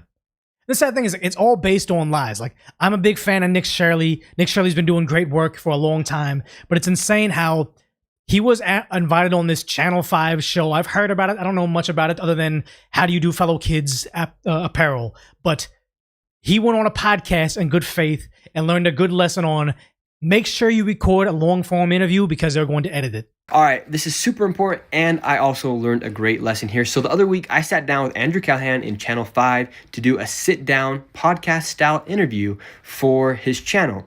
And when he goes and posts the video, I see he just posted an hour-long interview. I said, well, that's weird. This is exactly why Kamala Harris refused to go on Joe Rogan's show, because it had to be a long block of information, not a thoroughly curated version of the conversation. It's why I believe, is it the BBC? The BBC's being sued by Trump, but the same thing right here. The massive edit on his show. I think Nick can probably even sue him over this. Actually spoke 60 minutes, for around 2.5 hours. And then I go and watch the interview. I'm saying, well, what is this? This is not what happened. For instance, this clip right here. What American city is prospering right now? Austin. Austin. Name another one. El Paso, Texas. El Paso, Texas. It makes him sound like he was just prattling off all these facts. Like, you're trying to challenge me on how blue cities are failing. Bam, bam, bam. I had all these nice answers right there. It's like, if they edited this one so like they falsely framed this so badly, I wonder how many other things in that 3 hour to 1 hour podcast interview got shortened up. And it has over like nearly 1 million views on it. This is prospering. Yeah. Nashville's doing good. Phoenix is doing good. Basically, any place with low state tax is getting a lot of. Low state taxes do good, but here you have Redonk saying, "Bummer, I like Channel 5. This is no good." This is probably your first. If you like Channel 5, you probably don't actually like the guy. You like the editing. You like the framing of it, not the reality of it. Likely. Place that's not Democrat. Yeah, I don't know about that. I mean, name a Democrat city that's prospering right now. Well, it would have to be one that's affordable. Name one. Denver. Why are you smirking? It's not prospering. All right, so that's the clip Andrew posted, but this is the actual interaction of how it went. Denver. Why are you smirking? Because I don't know if it's prospering enough. It's not. See, you can't even answer the question. It's not prospering. Denver's not prospering either. I agree that Democrat-run states are doing badly. So the podcast, Channel 5 would like you to think, man, he was just grilling Nick Shirley. He was proving him wrong every time. Reality is, hey, man, I know what I'm pushing is bullshit, but the edit's going to be fire propaganda, guys. Kind of weird that Andrew didn't put that in, right? Maybe his base or something would not be happy with that response because he obviously got caught lying. Yes. And anyways, let's move over to the next topic when we're talking about Somalians being known for pirating, as 89% of the fraud that has been charged inside of Minnesota is by Somalians. This is the interaction that... And here's the thing. They like to say, oh, Nick's being racist, or you're being racist if you're calling out the fraud by Somalians. No, I think this is the American taxpayer as a whole. Doesn't matter what race we are. We're sick and tired of the idea that we got to pay all these taxes and a lot of it's going away to fraud. If they find a whole bunch of white male fraud, I don't care if they go to prison forever. They find a whole bunch of funny sounding Koreans doing Medicare fraud. I don't care if they go to prison for the rest of their lives, then get deported to Uganda. I don't care. They're harming me, the American taxpayer. It's not a racist thing to say criminals need to go to prison, and yet they want to say just because it happens to be 89% this way, it makes you a bad person for noticing. Andrew posted. Somali community, or do you see it as both? 89% of the fraud is being committed by Somalians. Where exactly is that statistic from? You can pull it up on the screen. You'll find it. I just want to know where it's from. You want me to find it right now? For sure, just so I can, I don't know, I believe you. I just want to make sure we have the exact... Here, right here. Yeah, and it's not racist to say it. Probably. And when I go... This is what happens when I show him the fact that 89% of the people who have been charged for fraud in Minnesota are Somalians. This is what Andrew had to say. But remember, he conveniently left this out of the interview. 89% of those charged in connection with major... identified as Somali American. It's almost like Nick Shirley won him over and said, hey, look, this is what happened. He's like, oh my God, you are right. Maybe I'll change my mind. But no. My audience that subscribes to me, they need propaganda. They don't need the facts that you swayed my opinion with. Because it'd be one thing if he was just trying to trim down stuff for sake of time, keeping things entertaining. Like, I know, you may not like it, but the Call Her Daddy podcast was very, very effective because they took, 3-hour-long conversations down to 40 minutes. So it's very YouTube cutty that the original Decoy channel, keeps you engaged. But this just seems deceptive for the point of being deceptive. Well, Looks like we do. I'm interested to see what you put in this interview because it looks like there's a problem with fraud. So there you go. Even That's pull just them out. 2 examples from the interview with Andrew Callahan where he literally went out of his way to try and make me look bad. Yeah, someone's in chat saying Andrew just ruined his career, and it's like I wonder how many of these podcasts, like, if people were smart enough to show the whole thing, would end their careers. Because remember, during the campaign trail, Kamala Harris had the probably 2-hour-long conversation with Call Her Daddy. It was edited down to like 40 or 20 minutes. It was nuts. Like there was no substance to it. The All the Smoke podcast with her was like the cuts were so weird. Like she would say something, she's laughing, and you'd see Steven Jackson sitting there like with a serious face, and all of a sudden he's like bursting out laughing. It's like this is very deceptively edited. And she had the one podcast that they recorded it. A team looked at it and they said, we can't salvage this. And they just never released it. It's like, how many of these people with these bumper sticker thin talking points that just have what social media tweets told them to say, this is your values, can't elaborate on why they think some way, have someone like Nick Shirley show them, hey, here's why you're wrong, agree with it, but then just revert back to their talking points. How much of their careers would be over? Like, who was the guy that debated, I think it was Matt Walsh. No, not Matt Walsh. Who's the other guy on the Daily Wire? Not Matt Walsh. It's the other guy. It's not Ben Shapiro. It's the other guy. He's really good. But he's like a weird not a younger guy, but he has like bleached, like platinum blonde hair. They had an interview. They had like a discussion, and all he went to was just personal attacks. Michael Knowles, not Crowder. Michael Knowles debated some liberal guy, and he just kept on like pretty much just reverting to infantile attacks, just showing himself saying, hey, I don't actually have virtues or rational thoughts. It's just these talking points. And if you don't agree with them, I just melt down in open discussion. Which is not cool. And I wouldn't say that's like very benevolent of him to do by any means. But I promise you guys, if I ever do an interview with anyone, you're going to get the full product because I think that's just like the most benevolent thing to do. Anyways, I hope you guys enjoyed and you guys were able to see through what I just showed you. The full interview is up on my second channel. He has a second channel now because you have, what is it? You have Nick Shirley. He has 1.6 million subscribers on YouTube. That's amazing. Wait, what is it? There you go. Nick Shirley Interviews. This is his second channel if you haven't seen it. So it's like, yeah, full interviews. He's doing great long form content. I mean, he, like what I said about Charlie Kirk, like he was saving America. Nick Shirley definitely could be saving America by giving you what's really happening out there in the world because he's brave enough to do it. It's been amazing. Yeah, what Killinator, wait, what did he say? He said, wait, chat's going by too fast now. Wait, am I just not up there? There it is. What kills me is I could have been a left-wing grifter for the last 10 years and been a millionaire, but I got to go and have integrity and pride. And that's one thing that I kind of thought about. I was like, what if I just had, a decoy channel, and then I just had essentially a VTuber version of like decoy voice with like purple hair or pink hair or whatever, VTuber. And it just did everything decoy voice covered, but it was called DK voice. And it just prattled off left-wing talking points. I'm like, with the way the algorithm is, like I even saw on this thing right here, I mentioned this certain thing and the viewership went down. It wasn't because you guys weren't watching it. It's because people click off over time. It's fine. But I was no longer in feeds anymore because I covered a particular thing. If I was in favor with all the social media feeds, how far would DK voice go over decoy voice? Not because necessarily it's things people agree with, but it's because something the social media algorithms will allow. Not decoy furry. No, that is not what it is.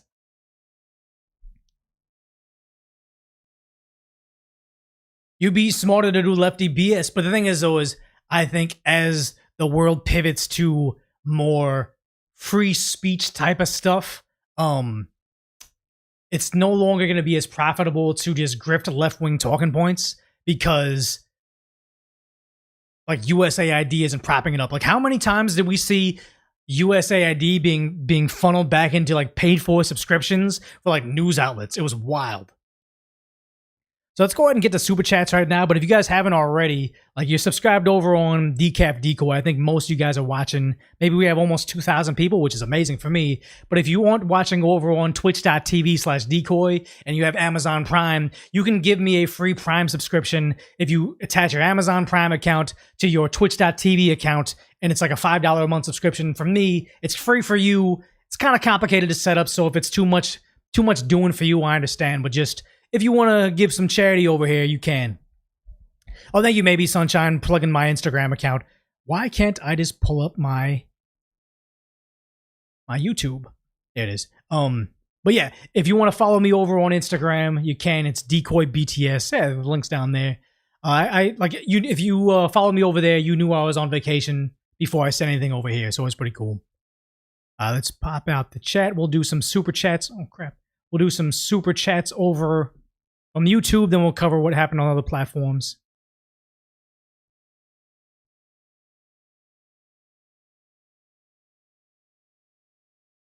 Yeah, the thing is, I'm on the other platform, but it's not working. I reached out to the I think it's like he's like a VP or a head of Rumble. They're figuring it out. But I used to be quadcasting over there, but it doesn't work right now. So on YouTube, Big Buddha says, just name it whatever this is podcast. I mean, the whatever podcast is already it's a huge show, so I wouldn't want to encroach on that because I'll lose. Bite Didi saying, Discord is trying to expand its age verification despite the fact it got hacked a few months back. This is getting out of hand. I mean, Discord's got some issues, guys. Like, if you thought Twitch monitor... Oh, thank you, Snuffup, for the Prime sub. If you think Twitch had problems, Discord's worse. Oh, Earthworm Jim with a super huge super chat. Glad to see you still here.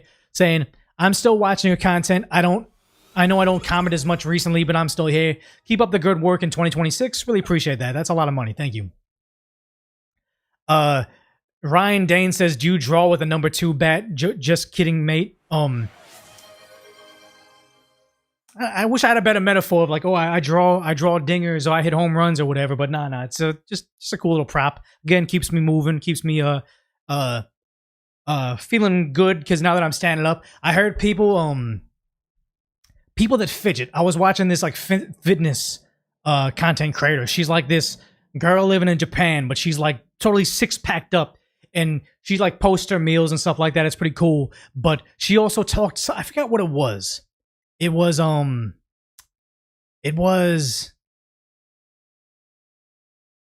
forget what it was, but it was something about fidgeting. Like when she's in the office, if she's fidgeting around, it still burns calories. So I feel like this is obviously isn't a workout, but at least kind of keeps me a little bit, keeps the blood flowing. The Lone Wolf says, hi man, if you go on the Mob in Minnesota church, look at Willem Kelly. He's the biggest agitators in Mosque Him. It's so cool. Oh no, I saw, the video of that guy, the one yelling at all the people in the church. He went to a mosque and was basically like praising them so much. And I'm like, see, this isn't a thing about freedom of religion or whatever. This is just you either despising only white Christians or just trying to be as much of a provocateur as possible to get engagement.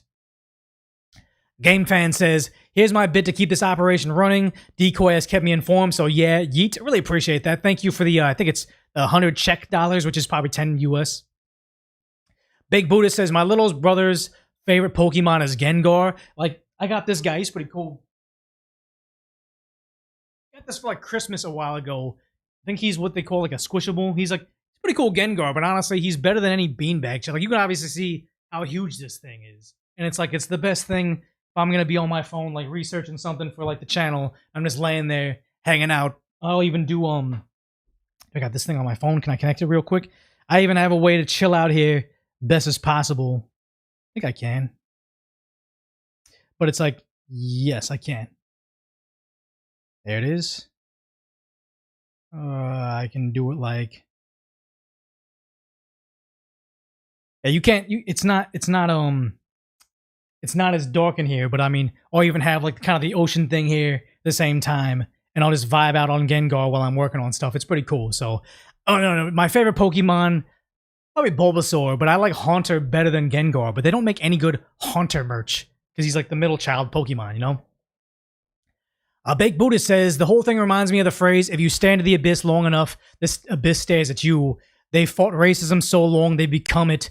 more than when they start fighting for. Yeah, I think it's because they probably were against racism in the beginning, but they got co-opted by the Democrat agenda, and somehow the Democrat agenda said, white people bad, and then it just became racist themselves. Lone Wolf says, William Kelly is the worst of them. Have some videos of him on X, like Trump say, terrible, terrible person. He's proud to destroy a church. Yeah, because I think he's just a provocateur. He's the little brother that wants to bug you, the First Amendment auditor that just wants a reaction out of you so he can make it into content. He is just like Donnie Somali. He has no purpose in this universe other than to try to gain some clicks. Apollo with a super huge super chat saying, this is why I'm currently a Psalms 3:7 Christian and not a Matthew 22:39 Christian. Just saying, love your content, Decoy. So appreciate the super chat. Lone Wolf says, before Church Mob was him in a small mosque, totally different person. I watched him. He's in the mosque and he's like praising them and saying they're the greatest thing ever, despite the fact that they have certain beliefs that don't go along with the typical American liberal agenda. But somehow that was an amazing place, and white Christian church needs to be made to pay for the sins of ICE. Very bizarre. The Lone Wolf says, thanks to him, we have their mugshots at the exit. I don't know what that's in reference to, but thank you. Jerome says, Don's a Christian, but homie fun to be that soon? I mean, possibly. I think it's just a grift. Everything he does is grift. Artistic Scorpio says, worship and worship. It was when I got caught up saying they're stopping worship, and I was like, it's not worship, it's worship. Worship. I just got caught in that circle for a while. It was weird. By Deity says, I swear these people are funded by factions within the federal government to dismantle the idea of protests, as well as the First Amendment rights in general. How are they getting supplies? I mean, Soros funded, USAID funded. It's a lot of nefarious stuff. Cat Spencer says, those of us that support ICE need to accept some accountability. We took our eye off the ball while communists took control of the admin, mayoral, and judicial positions. I think mail-in voting and lack of voter ID brought all this in. It wasn't actual Americans. I think it's not a coincidence that the only places deep blue left now are the places without voter ID. I 1,000,000% believe that. I might be wrong, but that's what I believe. Jojo Geeker says, is Pittsburgh a sanctuary city? I'm from backwoods Pennsylvania, and I just saw on the news that Coropolis police announced they won't cooperate with ICE anymore. Yeah, it's because the mayor, just know that the mayor appoints the police chief. The sheriff is a elected position. So if it's a deep blue city, they got to adhere to what the mayor says or they get fired. Redong says, unprecedented levels of useful idiots out there right now. Very true. Thank you, Brognus Magnum. I think you have there's 2 super huge super chats, but I think there's 30, right? That is very weird. You guys are seeing this right now, right? Like, this is the super chats, but it hit one of them. So thank you so much for this huge one saying, weak men's make hard times. Like the meme, don't worry, brother. It's going to get a lot worse. I would worry if it's going to get worse.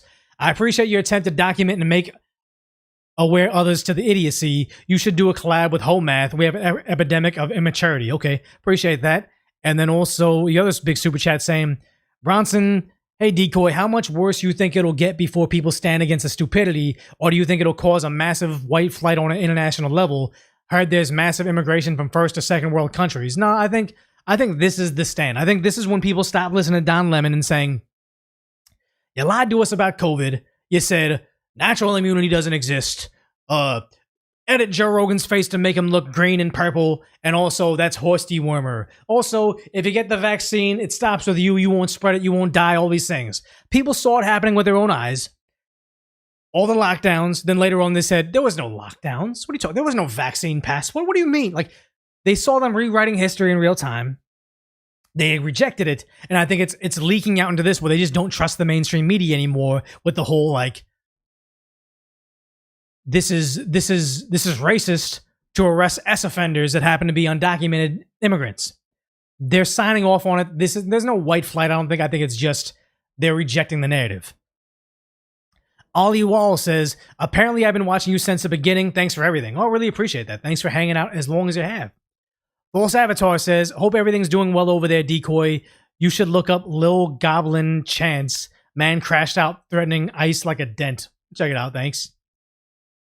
Bronson Magnum saying, are you in LA? Since you live in a big city like this, I'm buying you coffee. You know, this is like $150 in total. So that's coffee at a very fancy Phil's Coffee. But it's saying, this is me buying you a coffee. Thanks for what you do and helping me realize I'm not going crazy and not the only one seeing the fall of Rome in real time. Keep up the great work. Really appreciate that super chat. That's super huge. I'm no longer in Los Angeles. I still got a lot of friends over there, still seeing the collapse in real time. But I was fortunate enough to have this job where I could live wherever I want. Moved out of the city, but also it's like, you know, comments like you and support like you that keeps me afloat and also mentally going. Like that one guy, he said he was 19 years old. I think he also lived in LA and was saying, he also bought on the left-wing narrative, watched me, and I helped him kind of awaken to how many media lies are out there. Like I said, you know, I meet a lot of guys out there that recognize me from the show. Oh, you Decoy Voice? We meet. It's pretty cool to be recognized in real life. But then there was this young girl that worked at a clothing store. And when I was like, oh, can I get a fitting room, whatever, she was like very nice about it. Oh my God, like me and my boyfriend, we watch you all the time. You really help us like open our eyes to the real world. And it's like, it was the opposite of what the mainstream narrative will make you think someone that watches my channel would be, but also the impact I'm having on the youth of how they were told something, they reject it through my work. That's pretty awesome. Just Calm Down says, with a super huge super chat, saying, hey D, going to DC for Independence Day. Keep up the fantastic work I watch every day. Really appreciate that. That's why I'm trying to make more content on this live stream channel. I'm not going to DC. I was in DC when I went for the Timcast the first time I was on this show. That flight is long from California. I don't want to do it anymore. Armadillo says, do you see yourself using your bat and leaflets music video, put them in the box? I didn't realize that was me. I watched the thing because I know who was it that was on it? It was Kangman Lee said, oh my God, I'm on Leaflet's video. So I saw it and I was like, okay, cool. It's got like Asmongold, Tectone, and had Kangman Lee on it. Skimmed through the rest of it, didn't see myself. I was like, okay, that's cool. Like I'm kind of a nobody. I don't need to be featured on this stuff. But then I saw a guy with a beard, looked Asian, swinging a bat around. But also, I think he was like, there was a girl in the frame. And I'm like, I don't necessarily want that to be my legacy. But we'll see. We'll see if that really was me. Trying to find, I always can't find my thing on Twitch. Actually, I think I have it. So on Twitch, third party elements, what is it? Activity feed. Who subscribed is subscribed? Because there's a lot. Okay, pretty good, Tony. Thanks for the subscription. I think I covered everybody that subscribed with their Prime as it happened. Extra Crispy with a sub. Extra Crispy with a 10 gifted subs. Really appreciate that. And then I think that was all it. But yeah, thanks for all the support over there.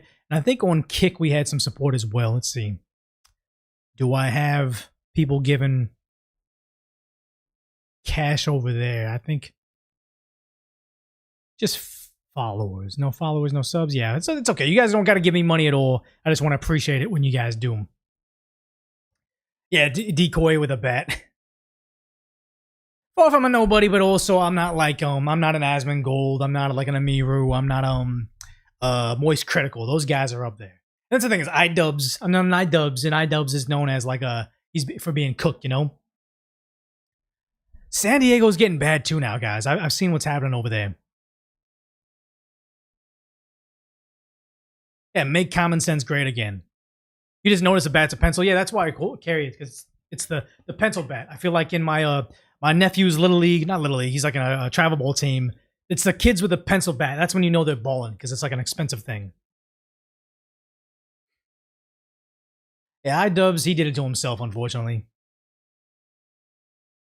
But yeah, appreciate you guys hanging out as long as you did. But for now, we might be coming back on Friday for another live stream. Still not certain, but thanks for hanging out as long as you have. But for now, duck off.